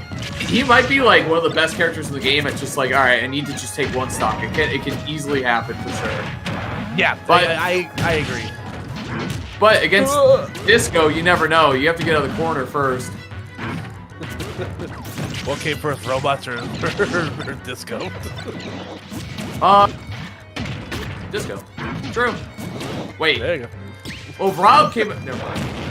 You mean any robot? We're getting too deep. We're getting too deep into the weeds here. What's your definition of a robot? You know, like is a blender a robot? Or is that it? I was gonna say. You know, I don't know, man. You asked me a hard question. Yeah. Here we go. Oh, get out of here. That gyro's been so good for recovering. The laser tech chase, right position, just a little bit early. That up tilt once again is so dangerous. The movement! Oh, the dash attack! Are you kidding me? Panic! Hispanic at the Disco is so good. So good. Who hits that dash attack? Against Rob?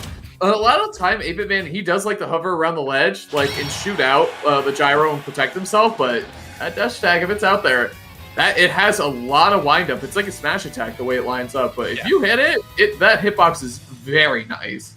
Yeah, that hitbox lasts forever. You guys want to know the frames? It's frame 4 ever. You know what I'm saying? So, like, that was an option that you saw Hispanic at the Disco trying to fish for a little bit, in the set against Gremlin, but just didn't have an opportunity to do so. And like you mentioned, 8-Bit Man's been showing his hand a bit where, and Rob's I feel like do this more often than not. They have a lot of resources to where they can, hover around the ledge, shoot laser, shoot gyro, poke underneath the stage with an up air. So there's a lot of options there to where you don't have to necessarily, go to the ledge and collect your $200.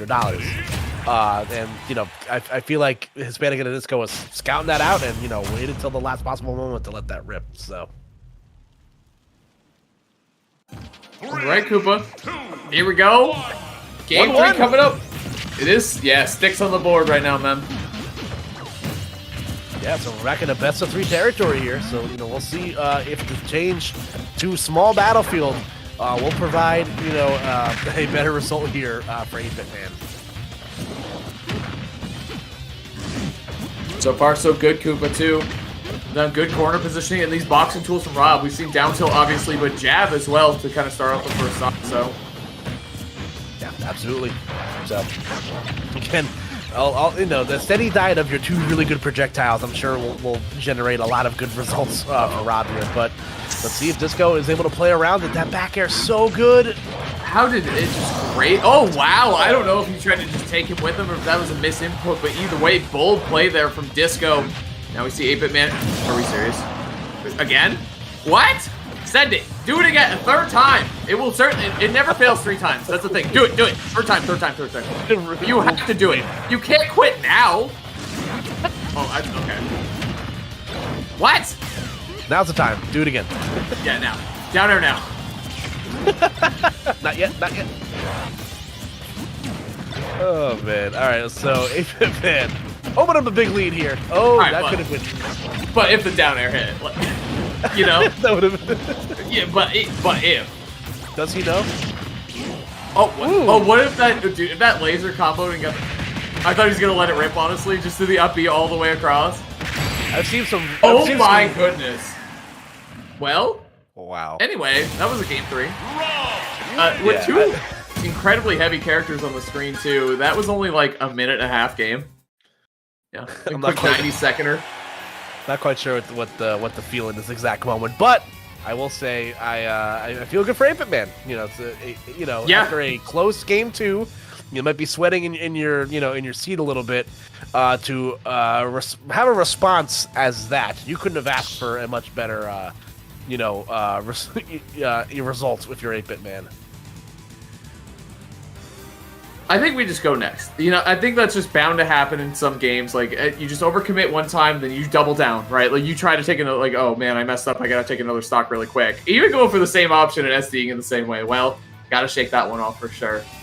Which is definitely, I mean, we've seen Hispanic at the Disco bounce back all night, Does he have anything left in the tank, though? That's the real question. Definitely possible. It's possible. For sure, like again, I wasn't expecting a lot of what I've seen in these terrible, these last game scenarios for Hispanic at the Disco. So, we'll see.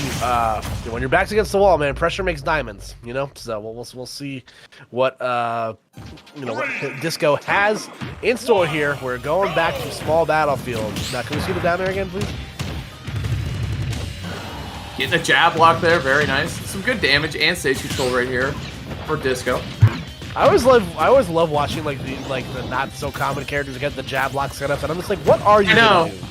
We've seen a lot of jab blocks tonight too. Like the Goat had a couple as well. So yeah, it's been cool. Yeah, it's been very cool so far. So. All right. Good dash grab. Goes for the up throw. Interesting choice there. Yeah, trying to bad DI into up air is what you're looking for there, right? Neutral air, forward air. Okay, Rob stuff didn't trip. That would have been even more damage if the trip happened off the down tilt, but there it is, waiting for it. I love that, dude. 8-bit man does that so well. He'll get down tilts and just retreat and gyro, and if he gets the trip, it combos, and if not, it's still good positioning. Yeah, absolutely. Definitely a win-win on both sides. Whoa! It looked like that was an up smash or an up tilt about to come out there from Disco. So 8-bit man living to see another bit of percentage here. All right. Great first stock comeback here from 8-bit man. Yeah, getting the tech chase on the platform, getting it back air, very clean stuff. Yep, and I was going to say, back air has been kind of a non-factor in this set so far. We haven't really seen, in net, I think that's the first KO that 8-bit man scored with the back air, so. Down throw. Fair, can't get the conversion though, but again, dude, that down tilt, I'm telling you, especially against heavies like the boxing tools, it's just such a big difference maker. In every matchup, honestly, it's so good. Yeah, it's nuts. What? Whoa! Where are we going? Where are we going? Okay, we're good. Yeah. Well, we were good for like 1 second. Okay, so there we go. Exchanging some stocks across the board here. Kind of keeping the board fresh here. But Hispanic at the Disco on their tournament stock here. And Rob, one of the best characters in the game at, making that last stock not last very long. So Right. 8-bit man looking so dominant here at the ledge. Turning around. Trying to get another... Okay, hold on. Okay. What the heck? What is going on right now? Incredible stuff. There we go. Playing around with the gyro nicely is Disco. Again, 8-bit man just trying to finish the job here, but Hispanic at the Disco keeping it close. That's all you can ask for. Up smash though. Yeah, that is gonna do it right off the top there too. Very, very nice. Clean stuff there from 8-bit man. That is what we kind of expected to see in terms of how that matchup goes. But again, you got to give Disco a ton of credit for hanging in there and being able to take a game too against 8-bit man. They were definitely kind of going back and forth at each other a whole lot. So very good stuff. Disco, very fun to watch that player play. What a great DDD player. Great conversions, good spacing on the back airs, and good. Not afraid to go off stage and get a little crazy. Maybe a little too crazy at some points, but either way, thanks to them for playing that set. Really, really fun to watch. And also, thanks to our sponsor for this event, Grubhub. So, you already know what it is. New diners, use code ALTPANDA to receive $5 off your first order, your first Grubhub order of $50 or more. You know what you get with that too, Koopa? You get the Grubhub guarantee. So you get your food delivered on time and at the lowest prices. Guaranteed, or they'll make it right. And again, that's on time, lowest prices, or they'll make it right. That is the Grubhub guarantee. So make sure you check that out. Again, that's ALTPANDA. Make sure you use that code. Check them out. Grubhub's been awesome throughout the whole Panda Cup. So you check out Grubhub and save a little bit of money there in your first order. So check that out. And while you're checking that out, check out this bracket too. We're going to be moving on to our top 3 competitors right here. So it's going to be the GOAT against 8-Bit Man. And the winner of that will play Vendetta and Grands. So this should be an interesting one for sure, because the GOAT has shown a lot of brilliance on the character of Captain Falcon, but Vendetta was able to shut that down pretty quickly. But Vendetta plays Ken in this matchup, who's a character who can go kind of blow for blow and speed for speed against Falcon, whereas Rob is going to need to play very patiently and sit back because, again, we've seen what the GOAT can do when comboing heavies, Koopa. Yeah, again, we saw how it shook up in that matchup against Bowser. You know, obviously a little bit of a horse of a different color here with Rob, you know, definitely. But again, you know, there's certain things that'll definitely translate over as we take a look again at the GOAT's run tonight, only dropping outside the Vendetta.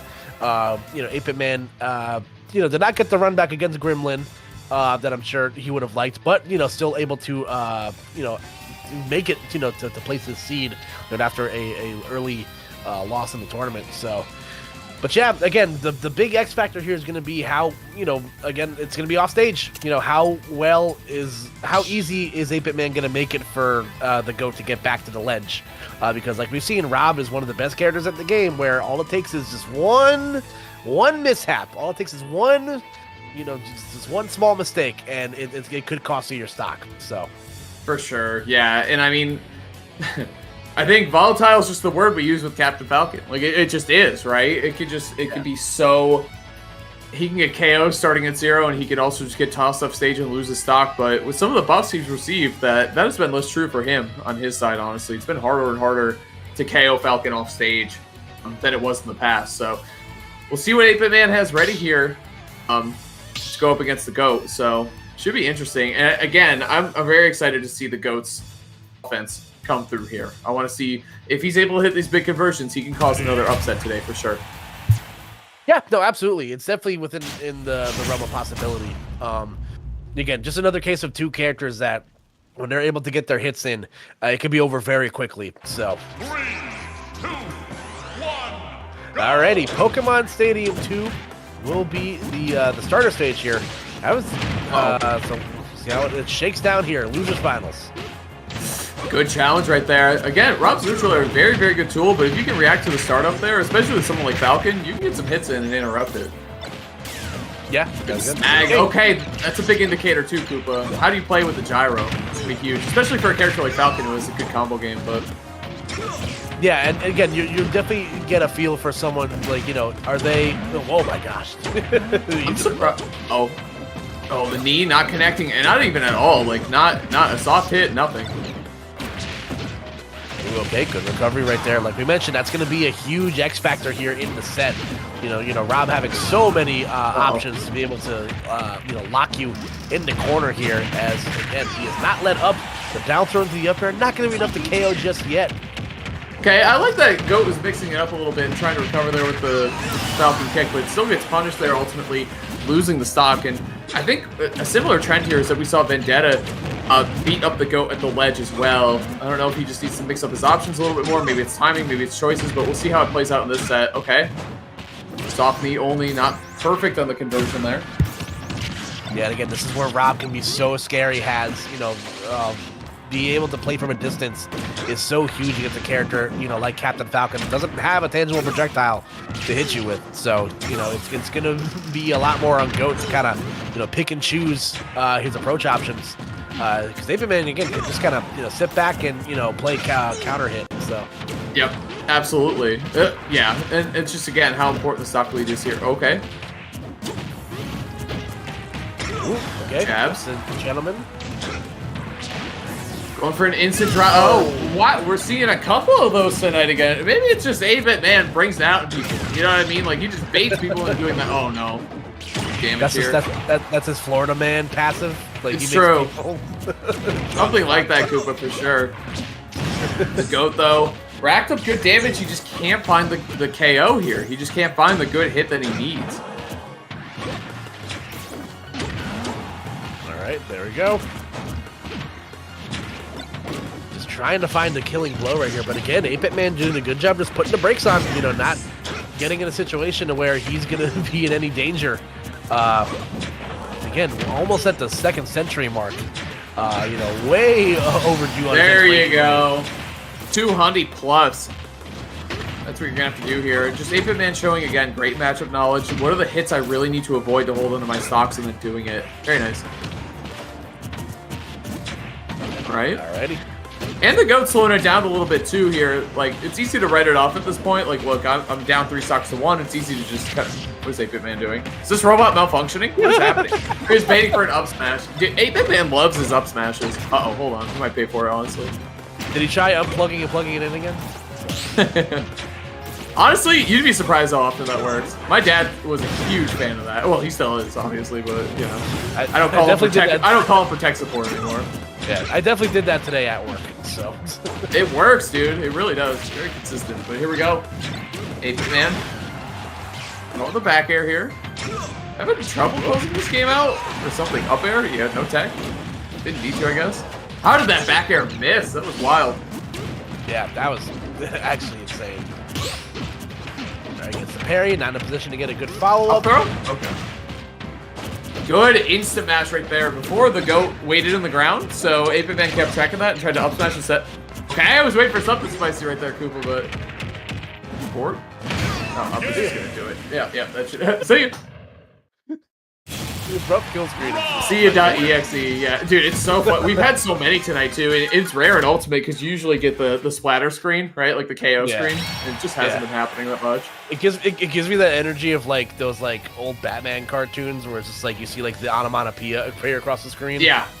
It's just like, pow, swip, game. Like, nothing, you know, we just quickly move on to the next. So, 8-Bit Man getting first blood here in Losers Finals. Again, after, you know, the rough, you know, the part for the GOAT there was just not being able to secure those kills at an early enough percent, you know, so let's see what adjustments, you know, he's able to make moving through here.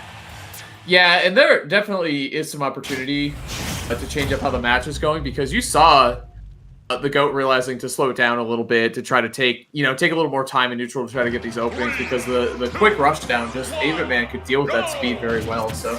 See the changes here in Game 2, Koopa. Yep, you know, we'll see what adaptations can be made here. Or if 8-Bit Man will just stick with the same strategy, you know, just rack up the lead early, you know, play from a distance, you know, when you're at kill percent. You know, that seems like a pretty winning strategy so far, so. All right. Neutral air, good reach on that move, too. Again, that down tilt Koopa, like, not only is it good offense for Rob, but great defensive grounded tool as well. Hold on. Again, missing that knee. Couple of drop conversions here from the Go. I don't know. He's, you know, is he running out of stamina? Is he getting tired? There's something like that, but hitting all of these against Blue and then just having a hard time against 8-Bit Man. And credit to 8-Bit Man for not getting hit by all the biggest hits, right? Oh, nice try. See, like that again, so close. All right. Oh, Gyro again interrupting any sort of plan the GOAT might have had there. And again, I feel like, you know, you saw a lot of scenarios in the game against Blue has where the GOAT was able to kind of, you know, set himself up on the ledge to get a follow-up hit if the first hit didn't connect or KO. And you can't really do that against Rob because he has so many things he can do to counter-hit you while he's recovering. So that's right. That's definitely a wrinkle of the game that the GOAT is missing here. You know, he can't be as I guess, artisan off stage, I guess is the word I'll use, you know, so. Okay, a couple lasers and Gyro. Said the two-piece combo right there. Back air, though. Get him out of here. Okay, closing the gap a little bit. Oh, wait, hold on. So scary. Oh, no, side B, but just a little bit too high. Back throw off stage again. Double jump. Oh, that should be it. Yeah, that should be... that was a couple... All right, crouching it up a little bit and then down airing. Very clean. So that's where you're going. You're going down. Yell timber, but here we go. You better move. Goodness. Yeah, he better. Honestly, he better, but here we go. Any better dance. So I love the idea of going for the down air there instead of taking the guaranteed damage. Like, you need to make a comeback here, and the GOAT knows it, so really looking for... There you go. Raptor Boost's working out well, too. Beats out the good defensive buttons from Rob. Yeah. There you go. Back air. It's going to buy 8-Bit Man some more time here. Oh, off the easy. It's in the shoes. Could be. Down tilt from Falcon. Shoes? Whatever it takes, but no, he doesn't. He's like one of the few characters in the game that doesn't like walk on feet. I think he might, or wheels, I guess, because Bowser Jr. is like on a propeller. But the need finally finding that sweet spot. 8-Bit-Man's been avoiding it so well here. Down to the last stock here, Koopa. The gap is closing, and honestly, this is Falcon with a gyro. Something crazy can happen here. Yeah, absolutely. Oh, wait a second. He's starting to come to life a little bit here too. Up smash though. 8-Bit-Man, he's very like Fox or Light like in that way, where he's always looking for up smashes when you can get them, you know, to close out stocks, which is really, really good. It's definitely, I won't say underrated by Robs, but definitely not like the #1 option that we see for KOs there. Usually it's up air, side B off stage, stuff like that. But 8-Bit-Man, very comfortable pressuring people to come in and try to hit his shield, putting it up, and then just up smashing. So very good stuff. Alrighty, so let's see 8-Bit-Man sitting on match point right now. So we could see a grand finals of 8-Bit-Man versus Vendetta. Could add a different wrinkle into what we what we've seen here. So curious, what do we see the Dr. Mario again? That's my next question. So nah, I think the Falcon's doing the Falcon's close. You know what I mean? And it's getting better. So I don't think so. I guess it's possible, but I don't think so. Yeah, I was gonna say I like the Falcon. Yeah, again, the real thorn in the side has just been being able to secure that KO at a reasonable percent. By the time the GOAT has found himself on the board here, 8-Bit-Man's already secured another 70-80%. I know. Of his own on the other stock. So it's just been a constant game of treading water. So we'll see if Town and City, Town and City's been the ultimate equalizer for a lot of people in this top 8 so far. Truly, yeah. So we'll see if it can provide some same magic here for the GOAT. Aggressive up air over the ledge here. The GOAT, good up tilt. Looking for nothing. I can't believe the Falcon dive didn't work there. That was a good sequence there from the GOAT. Good damage here, and does have the lead for it too, but only narrowly, Koopa. Like you said, 8-Bit-Man's damage output and his ability to convert has been so good against the GOAT. 8-Bit-Man wants to play Vendetta and Grants for sure. Oh, absolutely. He definitely is feeling himself right now. So, ooh. All right, hold up. Wait a second. Might be the first stock lead of the series so far for the GOAT. Yep, and the Gentleman is going to do it. Very nice. Not the knee we usually look for, but that one will still KO. Doesn't have to be rude about it. Just be a gentleman. And, yeah, exactly. Come your way. So, falling up air here. Oh, no big punish there. Like I said, the GOAT is coming to life on the side of the offense, which is what he was showing off the most there. Raptor booster hitting too. Yeah, that was a great use of Raptor boost right there too, knowing that the area wasn't going to extend. So, position yourself just out of the way of the incoming hitbox of Rob. Ooh, wait a second. Side B, yep. Yeah, that'll do it for sure. Again, one of the classics, but 8-Bit-Man, we've said it before, if he can bring this down to last stock, he's a really good chance to take this game. And 25 off the laser, 24 points, I guess. Even rounding that up is cheating, but back air of the laser. Yeah. Good movement. Grades on a generous scale. Yeah, right. I can't believe that forward air didn't connect. A good jump from the GOAT. Just barely moving around it. And that gyro also forcing the movement away. This is such good corner pressure from 8-Bit-Man. And he gets a back air for it. Clean, Koopa. Yeah, excellent stuff right there from 8-Bit-Man. Sitting on tournament soccer here. But like we mentioned, the GOAT has been doing increasingly better every game. Now on a last stock, even-ish percent scenario, that is something that he has not been able to get them, be able to accomplish so far in the first 2 games. So, if there's ever a time to make a statement, it's right now.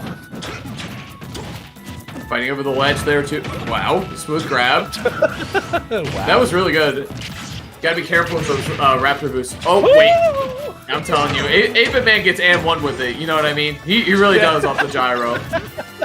You don't even know which way you're bouncing, and he's already there, Yeah, is that Rob the robot or Dwayne Wade? Can't tell. So, true. Never seen him in the same room before. Oh, hold on. Oh. Actually, true. Wait, is that true? Up smash. Yeah, like I said, dude. Always looking for that up smash. Very well done. Again, it's very Fox player-esque, where he's like, if you're grounded, if you're on the ground, I'm going to go for this up smash and get this KO. So very good stuff to 8-Bit-Man. But really good run from the GOAT, too. 3rd place. Very, very difficult bracket that he had. to fight through today. So very good stuff from the go, and closing the gap in that matchup too. Give him a couple more games, I bet you would have taken one. So very clean. Yeah, again, you can see, the wheels start turning a little bit quicker, with every game. But again, 8-Bit Man's ability just to kind of put the brakes on and play from a distance. When you have not one, but two really good projectiles, when you're a character like a Falcon that, you're, breaking zone is kind of your, what you need to base your game plan on. It's tough. And I do think, like I mentioned, not being able to hang on the ledge to get those secondary opportunities to tee up the back airs and, for the KOs like we saw in the set against Bowser really hurt, the GOAT's game plan there, because Rob just has so many options to kind of, nickel and dime you while also recovering. So, it was an unfortunate, hog in the machine there, on the losers run. But 8-Bit Man looking at the losers run, against, but having the steepest hill to climb yet. It is going to be Vendetta in Winterside Grand Finals. So. Super true, man. All right, and we'll be back with that. One more quick break for you guys, then we're going to get to Vendetta against 8-Bit Man. I'm super pumped. Should be a good matchup. So stay tuned. More Panda Cup Southeast USA Qualifier coming up right when we get back.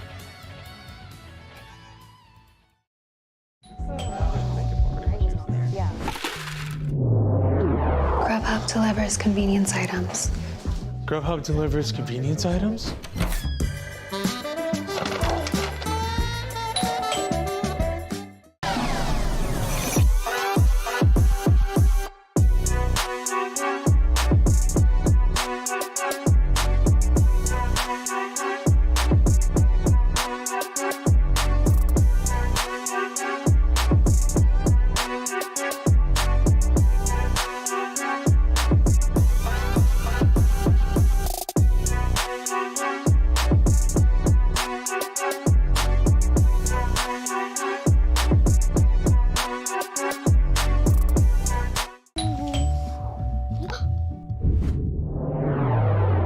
Chill. Grubhub delivers convenience items. Grubhub delivers convenience items.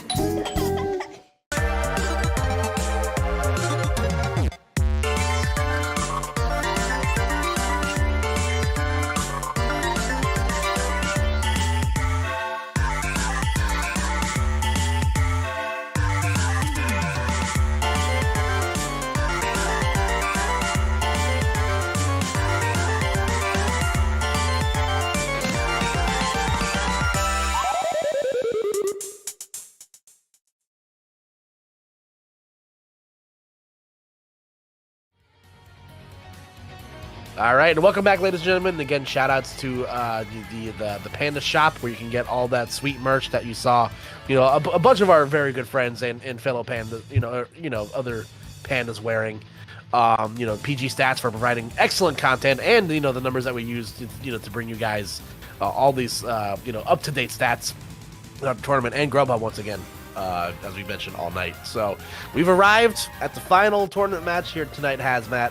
Are you excited? Of course I am. You got 8-Bit Man, one of my favorite Rob players out there, obviously. Such a strong contender to win this bracket.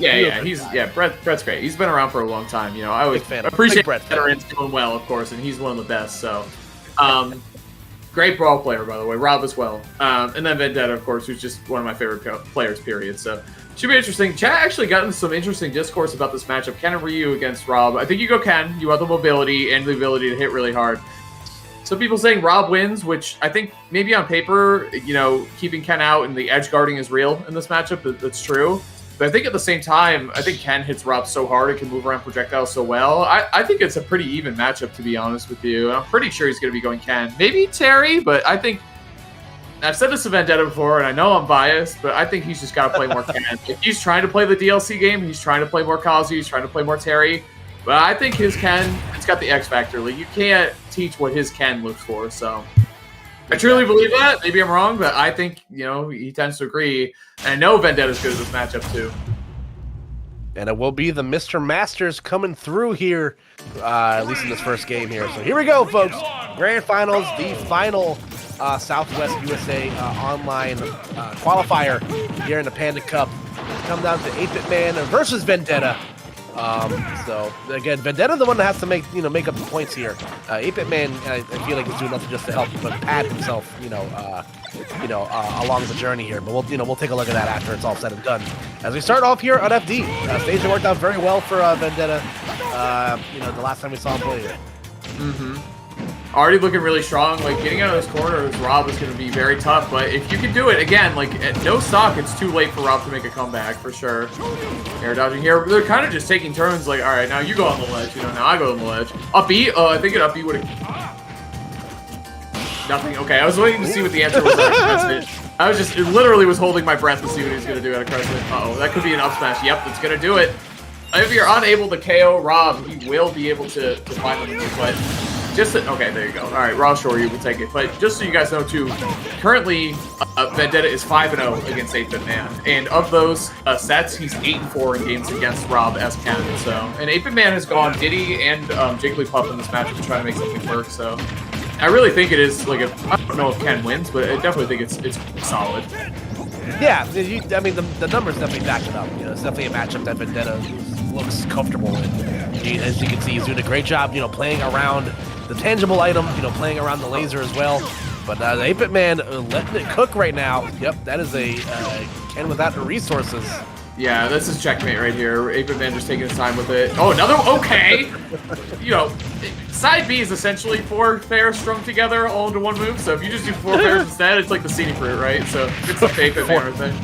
You know what I mean? 4 pairs in a trench coat. Crescent.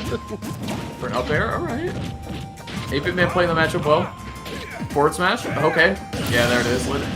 What just happened? I don't know if he tried to jump and it wasn't there, if he tried to up B. Either way, Vendetta, good position here to steal this game away after that miscue from 8-Bit Man. Yeah, and we've seen that happen a lot tonight, all Bracket has, where, there's just some questionable, choices for covering, and it's led to some pretty crucial SDs. Throughout the tournament, throughout the top 8 tonight. So let's see if that's going to let 8-Bit Man phase him. Great position right there. As the gyro just falls off the ledge, there is a real checkmate scenario there. So Vendetta going to have an opportunity to fight back here. Then sour spot. Oh, is that back there? Is that going to do it? Wow, it did off the side. 8-Bit Man finding a couple of relatively early KOs against Ken. Very good stuff. That sour spot down air, and the thing is, I think Vendetta went for that because 8-Bit Man is going for a lot of, he hops over the ledge a lot, right? Like he used up B and just bypassed the ledge. So that down air covered that as well, but it caught him anyway. But it was just sour spot. A lot of damage, man. This is really back and forth, Koopa. Yeah, and again, in case this is your first time tuning into a top 8, 8-Bit Man must run the long gauntlet of winning 6 games to be your tournament champion tonight. Vendetta only having to win 3. So again, in a matchup where 8-Bit Man definitely might not feel as comfortable, might not be a matchup he's particularly fond of. Like you said, he's tried a bunch of different characters to try to make it work. Again, that's putting your best foot, or I guess your best robot rotor Roomba thing forward. It is like a Roomba, isn't it? I mean, I think I said on commentary once that Rob is a mollusk because he has a giant foot. So. Oh, true. He kind of is, honestly. They just run it back to FD. I think they did. Interesting. Yeah. Okay. Well, I think a lot of it too was the first stock was dominant for Vendetta, but remember 8-Bit Man got the last hit, and these Tatsus against Rob, who has a great boxing tool of down tilt, not gonna work. We've seen Vendetta get away with it against Captain Falcon and Ness, but against Rob, who has a good boxing tool actually. Oh, he up B's out of the crescent pressure too. 8-Bit Man's playing great. Yeah, absolutely. Again, running with that loser bracket momentum, playing all these sets in a row. So, we'll see if 8-Bit Man can keep the good times going here, but that parry is going to be huge. I see Vendetta trying to strike. That back air will connect. Not enough. Just some warning track power to keep 8-Bit Man on his toes here. Okay, input roundhouse that will do it this time too. Good stuff. I thought we were going to see another 8-Bit, rage stock come through, Just get the KO. Down throw again. Oh, footstool's out of it? Smart. What a tech in after that, man. I'm not talking Kazuya Mishima. Excuse the heck out of me. Nair, down air. Oh, okay. He went for the crescent instead, looking for an air dodge or something away. Did I get a KO? Almost. All right. Alright, Gyro on the ledge here is forcing Vendetta to go past the ledge, but able to do so, without seeing any harm. Whoa! Alright, there we go. Shoryu coming through there, so that's gonna be a 3-stock to 1. 3-stock to 1 lead here for Vendetta. It is what it is at this point. Kupo looking strong here, but oh, hold on. Pressure. Oh yeah. You do that because it's gonna shield poke or shield break anyway, and then you take the guaranteed damage off down smash and put roundhouse. It's so good in the corner because they can't go anywhere. Right. Exactly. Yep. I'm telling you, he's got those box up smashes, man. He really just lets them rip. I love it. No, Rob McLeod. Yeah. Something like that. Wait, Rob 64. He's in the games. Oh, okay, you get well played. See, now he's punishing the hop off the ledge that we've seen so much of. Checking the shield a little bit. 8-Bit Man, good retaliation, but might be a little bit too late. Shoryu, yeah, that should do it against Rob. Oh, it's very close. Wow, barely. Good DI there from 8-Bit Man. Very close. Yep. Jim, 2 count coming through here. Oh, nope. Just letting it rip again. That is the nice thing about playing Ken with the lead, is that you can just Shoryu. You can just let him rip. And like, if it doesn't work, alright, well, I still have the lead, potentially. But yes, 8-Bit Man's Rob, it can get scary if you do that stuff a little too much. Yeah, absolutely. So, Vendetta, after dropping that first game, even things up. We now go into the rubber game. Do we see a stage change here? Do we continue to run it back to FD? If you're 8-Bit Man, have you seen enough of space? Yeah. Well, I don't know. I think it's just a volatile stage, honestly. And I think Vendetta... Yeah, there you go. Maybe Town? I was thinking maybe Town. Like, you probably want a little more space to work with here. I'm not sure which band, obviously, but we'll see. Like we said, Town has been, what's the word I'm looking for? I guess the get back stage for a lot of characters tonight. Yeah. It helps you get off the snide. You know what I'm saying? So it's very true. Well, we'll see. I think Town's a good choice here, and I think. Well, is it though? Because he likes up smashing, so maybe it is. But then again, you don't want Ken to have the early access to KOs from Shoryu. So okay, small battlefield. There we go. Either way. There we go. All right. Cooking it up in game 3, Koopa. Yeah, let's see what both players are cooking here. I think out of that Tatsu, if 8-Bit Man's gonna up tilt or jab instead from Vendetta to catch the up B away, because it'll catch the jump either way. But it's still a good option for 8-Bit Man rather than staying on the ground against Cam in that position. Backer gonna connect. That's gonna be a big punish here. Whoa. Yeah, get out of there, because you got it. Uh-oh, downer. Oh, just tried. I think that was he tried to do the turnaround back air, but either way, Shoryu almost gonna KO. Very close. Over the ledge. What's he gonna do? Yeah. Dude, Vendetta thought he was gonna go over the ledge too and pop right in front of his face. That's why he was doing the input roundhouse. Uh-oh. Down smash. Good coverage from 8-Bit Man. Clean. Shoots the gyro to force the low recovery. Down tilt Shoryu. One down tilt Shoryu. Good reaction there from Vendetta too. Because if you let that rip anyway, you don't hit confirm it, you lose a stock. Because obviously 8-Bit Man's gonna up smash you. Ooh, okay, auto turnaround going to provide a follow-up opportunity there. For Vendetta. You should be good. Make it home. I like that Hadouken too. It pinned him down at the ledge. Oh, the proxy F tilt didn't connect. The Hadouken, so he couldn't do the little pop over the ledge he likes to do. It held him at the ledge actually. It was really smart. Alright, so both players sitting at even stocks right now. 8-Bit Man just poking at the ground. Up air? Oh, he could have, I think, done another one into Shoryu. Medium Shoryu, especially in the air. But Vendetta. Couple down tilt jab blocks into a side B. Good damage right there. 8-Bit Man playing great. Making this comeback a reality. Ooh, good backdash. Wow. The discipline. Just get out of there. Not even trying to punish that up smash. Yeah, but I think both players are definitely feeling the weight of how important this stock is. Nice. That's the thing you got to check yourself with, too. If you do too many down tilts like that and you're just jamming it, people can interrupt it. And 8-Bit Man, he's done a great job mixing it up there, trying to catch a jump with a true Shoryu. That will connect. That is one of the bad things about Rob in this matchup, too. Obviously, the big body going to be eating multi-hits from Ken Shoryu a lot. Yeah, he's done popping over the ledge like that, but that input roundhouse, the hitbox is ridiculous. So good stuff there from Vendetta. Alright, so even stocks across the board here in the rubber game. Ooh, that gyro. Not sure if Vendetta meant to pick that up there, but either way, not going to, you know, too much damage from it. However, 8-Bit-Man now with an opportunity to counter-attack. Let's go coast to coast with the Tatsu, man. Oh boy, that could have been huge damage. It was a well-aimed neutral air, but still canceling into the Tatsu after a loud 8-Bit-Man. Get some damage here. Parry, but it's only the one hit. Good use of the multi-hit aerial there. Uh-oh. Oh boy. Up air? Oh, good DI down and away. Up airs, because we've seen the... Uh-oh. He teched in, he was KO'd for sure. That was curtains. Get that out of here. Be very careful here. Let's see, input roundhouse again. Broken shield. Oh, he didn't let it rip. Why not? If he held A right there, it was either a broken shield or a shield poke guaranteed, which honestly might have KO'd at that part of the screen. So I don't know why he didn't do the breaking news, man. Classic. Come on, man. It's right there. Let it go.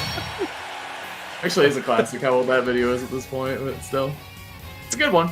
Either way. I still feel like that video came out a week ago. It's so good, dude. It's Thank you. Classic. I'm just saying that's so good to my own video, but either way. Like, and 8-Bit-Man too, like so much credit to him on that last stock. Like he had to fight out of the corner against Ken that whole time, which is scary because if you jump, Ken can cover jump very well. Input roundhouse, input Choryu, gonna KO. Yeah, I don't know, have any idea. I just watched the replay. I have no idea why he didn't let it rip. Maybe it was a misinput, or maybe he was trying to catch him like rolling in or something, but he just let the up smash rip. Very good stuff. Running it back here too to small battlefield. Yeah, 8-Bit-Man's great, chat. Yeah, he's really good. He's like been a really good player for a long time. Girl, we've been new. Yeah, that's true. Very true. Alrighty, so 8-Bit-Man looking to reset the bracket here. Vendetta trying to take it to a game 5 to at least give it a chance at here, winning it out in the winners. Again, not surprised to see a close step between these two. Both of these guys are experts with their respective characters. So that's right. Ooh, see ya. Up air too. 8-Bit-Man really stopping Vendetta from getting these big combos going that we usually see Vendetta land. It's just been tough for him to get any big up air combo started, anything like that. Even the Crescent or the Tatsu pressure has been not great, but here we go. 8-Bit-Man, what a sequence right there. The air dodge though to catch the gyro and get back to the ledge. Clean, Koopa. Absolutely. Ooh, air dodge. But not going to get super punished for it. You're 8-Bit-Man. You're definitely feeling yourself right now. Nope. Watching Rob run away from the... Yeah, right. This is so funny. Classic bait right there. You jam your down tilts and they try to get up attack, you know, try to fight through it, but then you stop. So good. Input roundhouse, I like that. You want to try to hit confirm the true Choryu there, and rather would just take the good shield pressure and the good damage. That should be it though. Up throw, yeah, that will certainly do it. Good job by 8-Bit-Man. Yep, again, the air dodge forcing the laser forcing the air dodge down. That makes for perfect grab opportunities for Rob. So, textbook. There, I don't think he inputted that Choryu, to be honest with you. Oh, off the gyro. There you go. Input roundhouse. Clean. Good pickup there for Vendetta. He was in a really bad spot, and he got a KO, actually. Both these guys are fighting so well when they're in bad spot. Ooh, okay, good rising side B right there. You know, to, again, keep Vendetta guessing. Up air. Choryu, that's going to do it. That was ridiculous. We were just talking about, we'll be seeing you, by the way. We were just talking about how good Vendetta strings can be and how 8-Bit-Man was shutting it down, but not that time. Crazy. Mercy. That's, again, you're leaving Vendetta with these platforms. We've seen people do it all day, and he's just so good at comboing off of them. Normally with Shotos, like, you don't think of that, but it's certainly something, especially Ryu and Ken, you really need to think about with your counter picks. Uh-oh. Oh, he's yeah, good, careful recovering here. Over the ledge, though, only eating a light up tilt. That was a really good focus. Look at the side B letting it rip, though, trying to fight through all the multi-hits. It's a huge game right here. Either 8-Bit-Man forces the reset or Vendetta forces a game 5. Oh! Medium Choryu, yeah. That was really good. You know how crazy that is? Oh, he got the good hit. There should be that's it right there. That was such a good hit, though, man. Like, his sequences are just insane.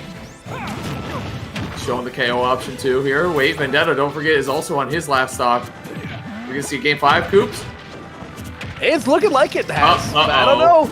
Unless... I don't know. Oh, they're up smash. Let's get into it. 8-Bit-Man, so clutch. We just talked about how clutch Rob could be Especially in that last stock situation. He was losing that entire time. He really was. And then he just, out of nowhere, just won. Wow. Again, after losing in winner's quarters, 8-Bit Man has almost completed the entire run. Has now reset the bracket against Vendetta in a 3-1 clip, where it looked like, again, Vendetta, that Shoryu looked like it was maybe like percentiles off from not. Yeah. So both of them, just the coast to coast was wild. And then neither of them could find that KO for a second, or Vendetta really couldn't. Then 8-Bit Man just ran up and did it, as always. So we got a bracket reset. Gonna reset the score 0-0. I think Vendetta's gonna stick Ken the whole way, either way. Like, it was really close anyway, so see what he can do here. Alrighty, so let's see what response we'll get here from Vendetta. Do we maybe see Ryu for a game? I don't think we're gonna see any. I don't think we're gonna see some combination of. I don't think we're gonna see any of the other FGC characters. Is what I'm getting at, but maybe we see Ryu. I don't know. I think you want Ken in this matchup. I think you don't want to get in the projectile warfare against Rob as Ryu. Like, that's just it's a tough sell, honestly. Yeah, it ain't easy. All right, so let us see what the what we're looking at here. So again, big points up for grabs here, and again, I think it's all just house money right now for 8-Bit Man. He was already one of the qualified players from the start of the night, so definitely just looking to add some padding here. But we'll see what happens, man. Again. We'll see. Taking some time in between the set. Reset the mental a little bit, It was really, really... Game 1 and Game 4 were so clutch by 8-Bit Man. Those easily could have gone either way, and we'd be done with the bracket, if it went the other way to Vendetta, if he got those last hits, so yeah, I think he's going to stay Ken, chat, yeah. I think he will. Kazuya's a reflector, yeah, but you need, I don't know. Kazuya in this matchup, that jump, he just feels so slow. I don't know. He does have good movement, too, though. You might be onto something. And I don't think it was the projectiles that were really shutting Ken down a lot. It was the boxing and 8-Bit's man ability to get out of combos and stuff. So, I don't know. His Kazuya is nice, though. I think he's Ken, yeah, though. No, it definitely is. But, I don't think Ken was doing bad there by any stretch of the imagination. I just think there was a couple of instances where, the dice just didn't happen to fall in your direction. So, right. But, anyway. Taking their time. I think they're streaming. Let me see. What's going on with Vendetta? Let's see. Ready? Here we go, starting it up. There he is. The second I pop in his stream, he pops back in. Alright. I feel like Ryu's focus does more. It has better range. 3, 2, Ken gets more. Well, I don't know if he gets more. Either way, FD back into it, Koopa, just like the first time. Final set of the night is going to be FD, the starter here. Again, it's very strange, some of the trends we've seen tonight, but FD will be the stage to start the second set of Grand Finals. And 8-Bit Man picking off exactly where he left off, Matt, looking incredibly solid to start this game. There you go, and again, the back air, the double back air is so clean. 8-Bit Man, he's playing possessed right now, Koopa. Mercy, I'm saying, it's definitely looking real spooky. It is Halloween, Halloween season. He is playing possessed. I see what he's doing there.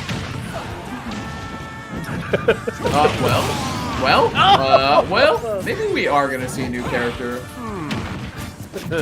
I'm winning. Tatsu. The Tatsu pressure has not been good though. It's just not as good as we've seen it. Trying to catch the instant jump right there. Yeah, no, whatever was working for Vendetta, previously, the wheels have just kind of fallen off right now. Oh, gosh. Oh, jeez. Learn how to do an infinite. Right up the gyro. Tatsuing right here. Shoryu? Nah, man. Well? Unless. It's gonna be 3-stock to start it off from 8-Bit Man? Talk about a statement. 8-win man, dude. He's about to get 8 W's in a row here out there. That is 3-stock, man. For sure. Dang. Didn't see that coming, honestly. What happened? Wow. Well, well, you're probably wondering how I got in this situation. What That was really good.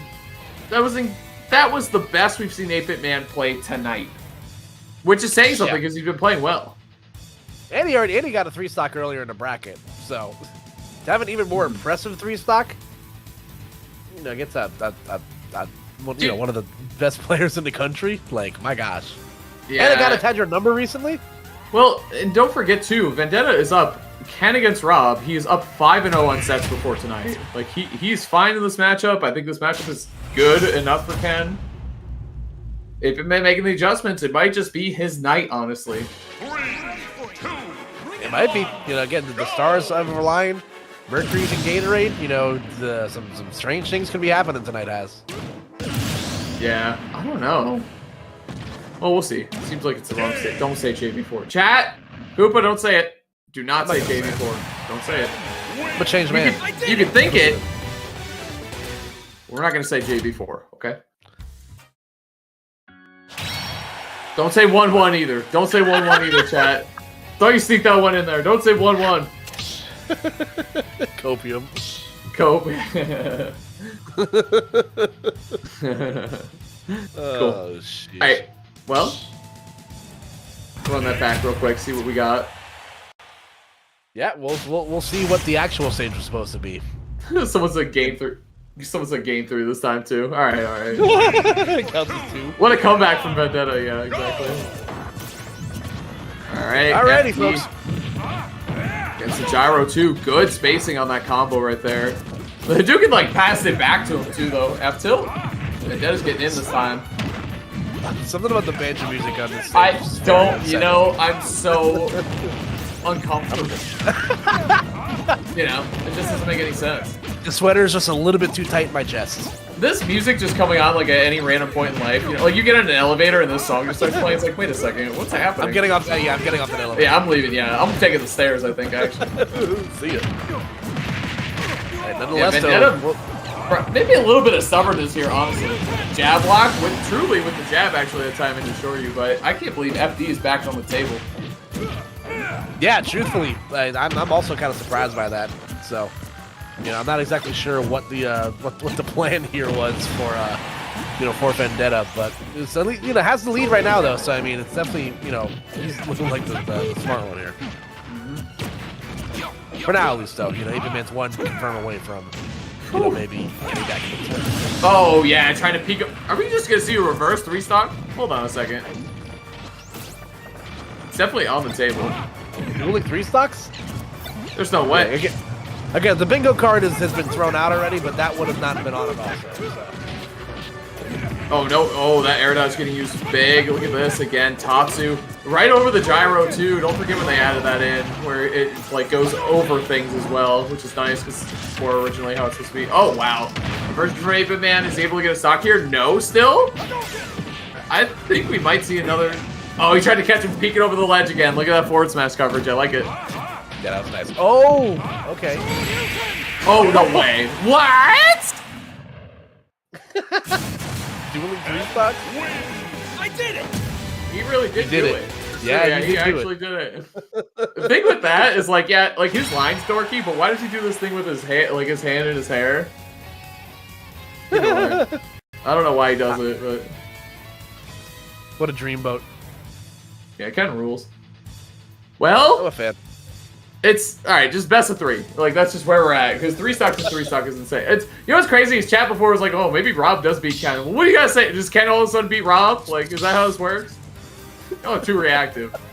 Telling you the set score was 5-0 before today. I think 8-Bit Man figured out something in the matchup, but I still think it's an even matchup. It's so scary for Rob. He just gets comboed like crazy. So also neutral's really hard for Ken. So don't really know what to say. Volatile matchup, Koopa. That's the name of the game. Let's get into it here. And the name of the number of the game is Game 3. One small battlefield. Let's go. Like you said, man, sometimes you gotta call that spade a spade. It is a volatile matchup. So, small battlefield will be the stage here for the rubber game between these two. So let's see who'll come out on top. Again, the battlefield stages. Ooh! Ooh! That's That Robin fly. That conversion was so clean. Like, Ken's Hadouken, for so many reasons, is just worse than Ryu's, but if you throw a really slow one, he can combo off of it very, very well. Yeah, and unfortunately for Vendetta, there's like 10 characters in the game that can recover from that, and unfortunately one of them is Rob. So,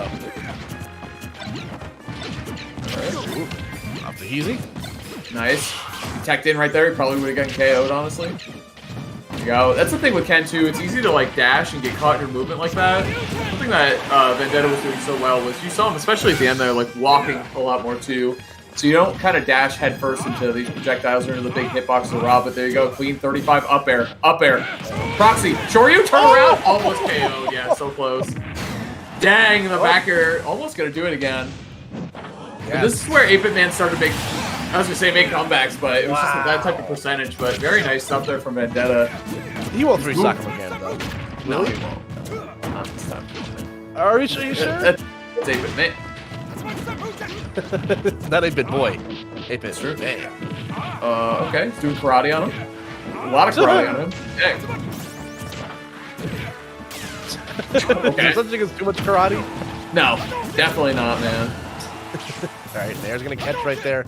8-Bit Man trying to avoid getting 6-stocked in these last 2 games. Yeah, it's looking tough because those neutral airs honestly might lead to chaos. Up throw. Oh, hold on. Up air will do it though for sure. Very clean. And only 50% on the tab. It's doable. Tatsuing away here. I thought he might drop down neutral air honestly, like just take a little damage, a little cheeky damage. A little bit. What? That was weird. Hold on a second. Wait, 8-Bit Man is really bringing this back. He's been playing amazing at this last. Ooh, grabs him right out of Tatsu. What a mashup by Vendetta though. Yeah, looks like he's entering the zone right now. Yep. Huge stuff. Nice, good job not dropping too low there. Yeah, 8-Bit Man was in a good position too. Alright, good down air. Just as a get-offy tool. Was anticipating the Tatsu, but just couldn't get out of the way in time. 8-Bit Man bailing out there. Oh, no jump here. This should be a stock. Yeah. He's gonna rinse his feet forward air. Very nice. Just checkbaiting him off stage when he can. Very clean. Yep, only took 42% on that last stock. So, it's definitely very doable, but gonna have to play it a little closer to the vest than I'm sure he would have liked.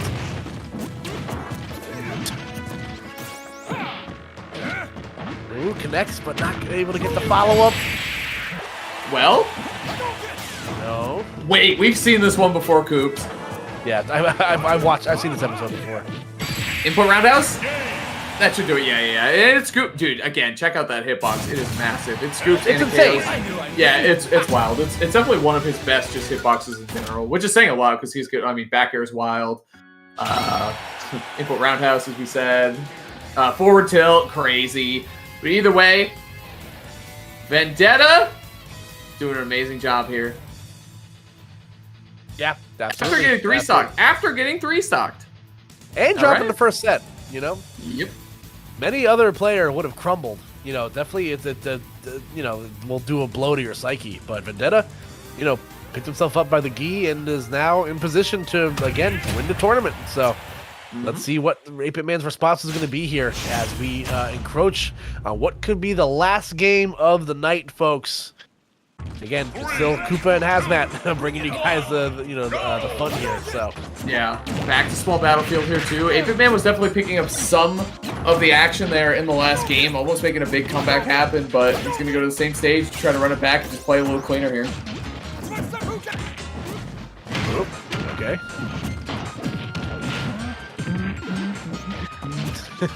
This song is great.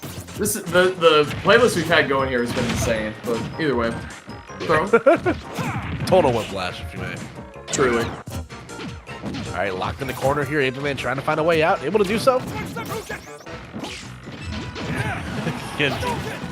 Everybody knows the stakes right now. You know, one starting hit is all it's really going to take. Neutral air. Okay, looking for some Shoryu. Oh, he SDI. It looked like he SDI through. Shoryu? Yeah, that connects right there. Down air Shoryu does work. Vendetta, big first stock here. Potentially on his tournament winning set, Koopa. Yeah, definitely in a good position to do so. You know, the first stock is so crucial, you know, in these pressure sets. What's 8-Bit Man's response going to be? Gets the up tilt. Ooh, my gosh. The backer will eventually find respite, though. So that will provide, that will put 8-Bit Man on the board here. Good, he's got the gyro too. Big pressure, up tilt. I love that up tilt actually. Look at this juggle right now. This is where Ken really runs into problems in the matchup, is how do you get your feet back on the ground? How do you get back into a position where you can start fighting and using your movement? Dashing out of that position here too. A fortunate trip too off the Hadoken. Yeah, okay, be very careful here. Not these down airs, man. See ya. Alright. Oh, okay. We'll shield flicker. Looking for the gyro, sure. Uh-oh. Big pressure right here. Pushing him off stage. Oh, the down air? That's not even close enough. It's nice, though. I love that gyro, too. Like, he created the space that it landed right in front of Rob, so you got to use it against Shoryu. Oh, my goodness, it did KO. That's another thing that's big, is that these Shoryus that are falling a little short of KOing. I think Vendetta just didn't have rage to power him up, but that one he certainly did. 131 on Kenneth. Masters. Mr. Masters, yeah. That's the man right there. Ooh, dash not gonna miss. Oh, big damage. Down smash. Oh, nice.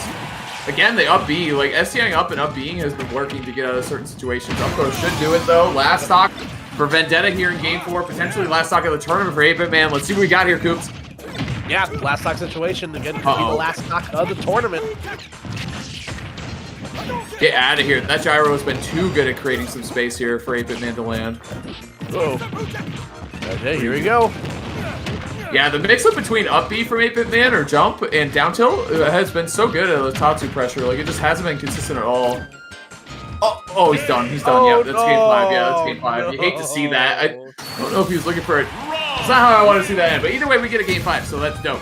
Last game of the tournament, last set of the tournament, 8-Bit Man versus Vendetta on Vendetta's counter pick stage. That's tough stuff. What's it going to be? Yeah. It might just run it back, honestly. I don't see what I wouldn't. Well, it's tough. That was close. Again, it's just been back to back. Like, it's just been so close every single game. So, and the stage has been, like, I want to say the stage is, like, a big influence on that. Obviously, I always do.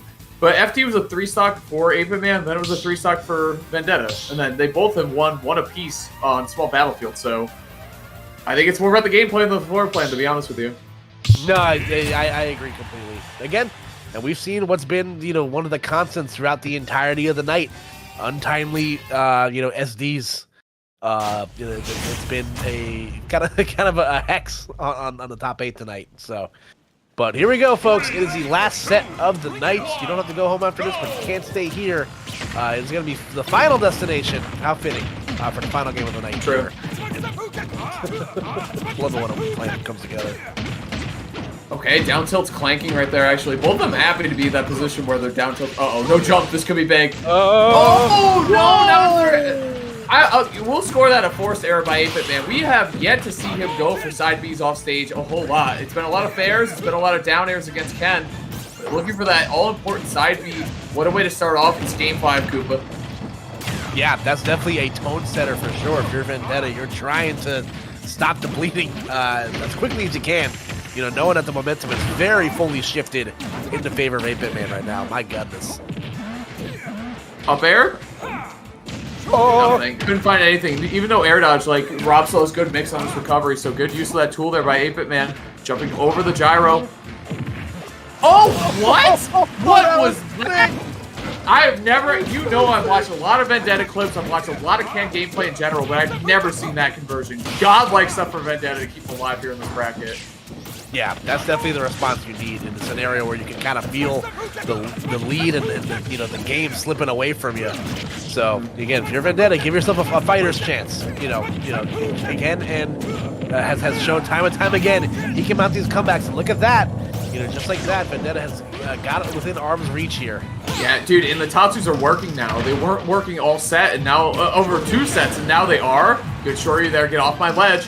Down throw again, though. Good opportunity for 8-Bit Man. Double coverage there, up air, down smash. Oh, geez, that's just a better projectile right there, is how I would say it. From downtown, that laser's going to connect. So 8-Bit Man on tournament stock, looking to complete the loser's run. We have a last stock game 5 situation here, at that big point that's stock here in the Panda Cup. Down smash Hadouken, good setup right there. He's going to poke over the ledge here. Watch that F tilt. Yeah, he didn't because the F tilt was showing, but here we go. Down tilt, then the go-to option here. This last stock is insane, Koopa. absolutely ridiculous. Oh.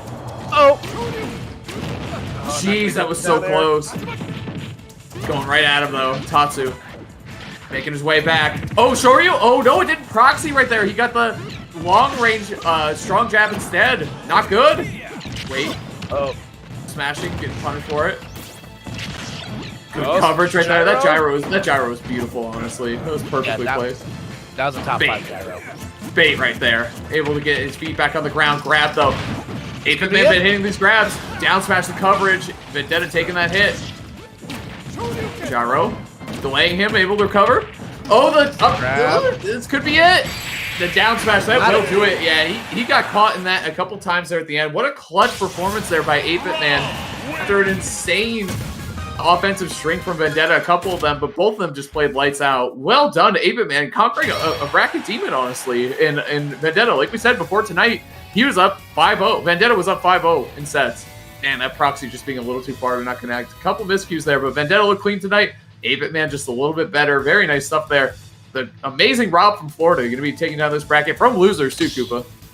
Yeah, like we mentioned, losing the set in, dropping a set in winners' quarters, which feels like forever ago at this point. Right. But ran the gauntlet, came close a couple of times, was definitely knocking on defeat's door a few instances.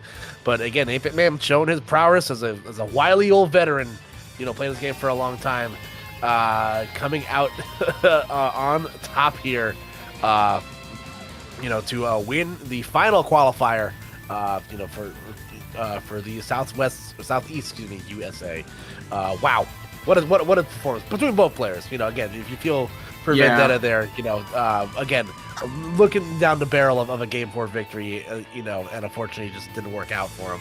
But still, a riveting good time so far. That was a 10 out of 10 top 8. So overall, the top 8. I mean, don't forget about the GOAT, Blue, Hispanic at the Disco. What a great D2D player.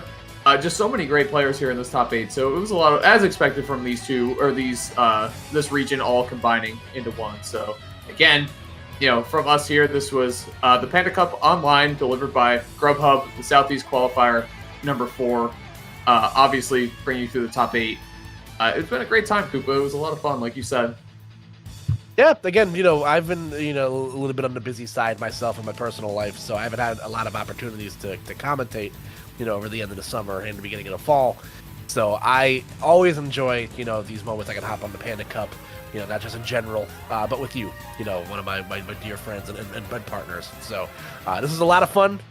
There's, Aaron Judge had 62 home runs this season, and it's been a good week so far. So it has. And this is a big part of it too. I just love commentating. These Panda Cups have been really great to commentate. It's been a lot of fun. So thanks to Panda, thanks to Grubhub, thanks to production, thanks to you, Koopa, and thanks to chat as well. Congrats to 8-Bit Man as well, and Vendetta, like we said, a lot of great sets playing. So very cool stuff. Yep. Yeah, and I guess that's going to be it from us tonight. So, but again, let's kind of walk you through, what we're looking through one more time. I believe, I don't believe we're doing slides one more time, or we got something coming. I think. Yeah, I think we got one more. one more ad video to show you guys. But nonetheless, thank you guys so much for watching, and stay tuned. We will see you guys. Also, there's a graphic to look at. Again, 8-Bit Man, Vendetta, and the GOAT rounding out your top 3. Hispanic at the Disco, top tier tag, finishing here in 4th place. Gremlin and Blue 06 finishing in 5th place respectively, and Osh 9 and Ab Rainmaker. Unfortunately, 2 players we didn't get to watch tonight because of the circumstances, but respectable, very diverse top 8 for sure. Again, shout out again to Panda for these quick and these quick graphics for short. So saw a lot of fun stuff tonight. A lot of interesting counter picks, a lot of FD as a starter, some some wacky stuff for sure happening tonight. But so now I believe we're gonna have our sign off. We're gonna have one more ad for you guys. But again, if you guys want to keep up with what we're doing, I'm Koopa NJ on Twitter. He's Hazmat Rules. He's going to Big House this weekend. So check him out. Hey guys, again, thanks to Panda, thanks to production, thanks to Grubhub, and thanks to you, chat. And that's it for us. So thanks for having us, and we'll be seeing you. Bye. Good night, everyone.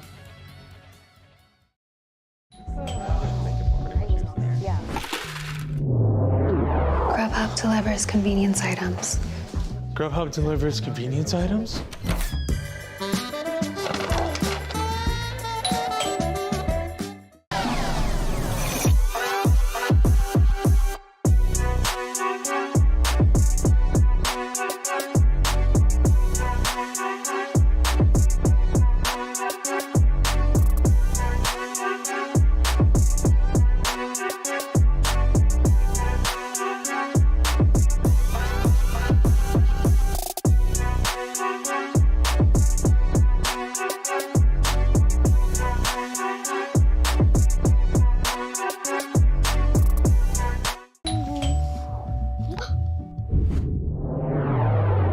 Chill. Grubhub delivers convenience items.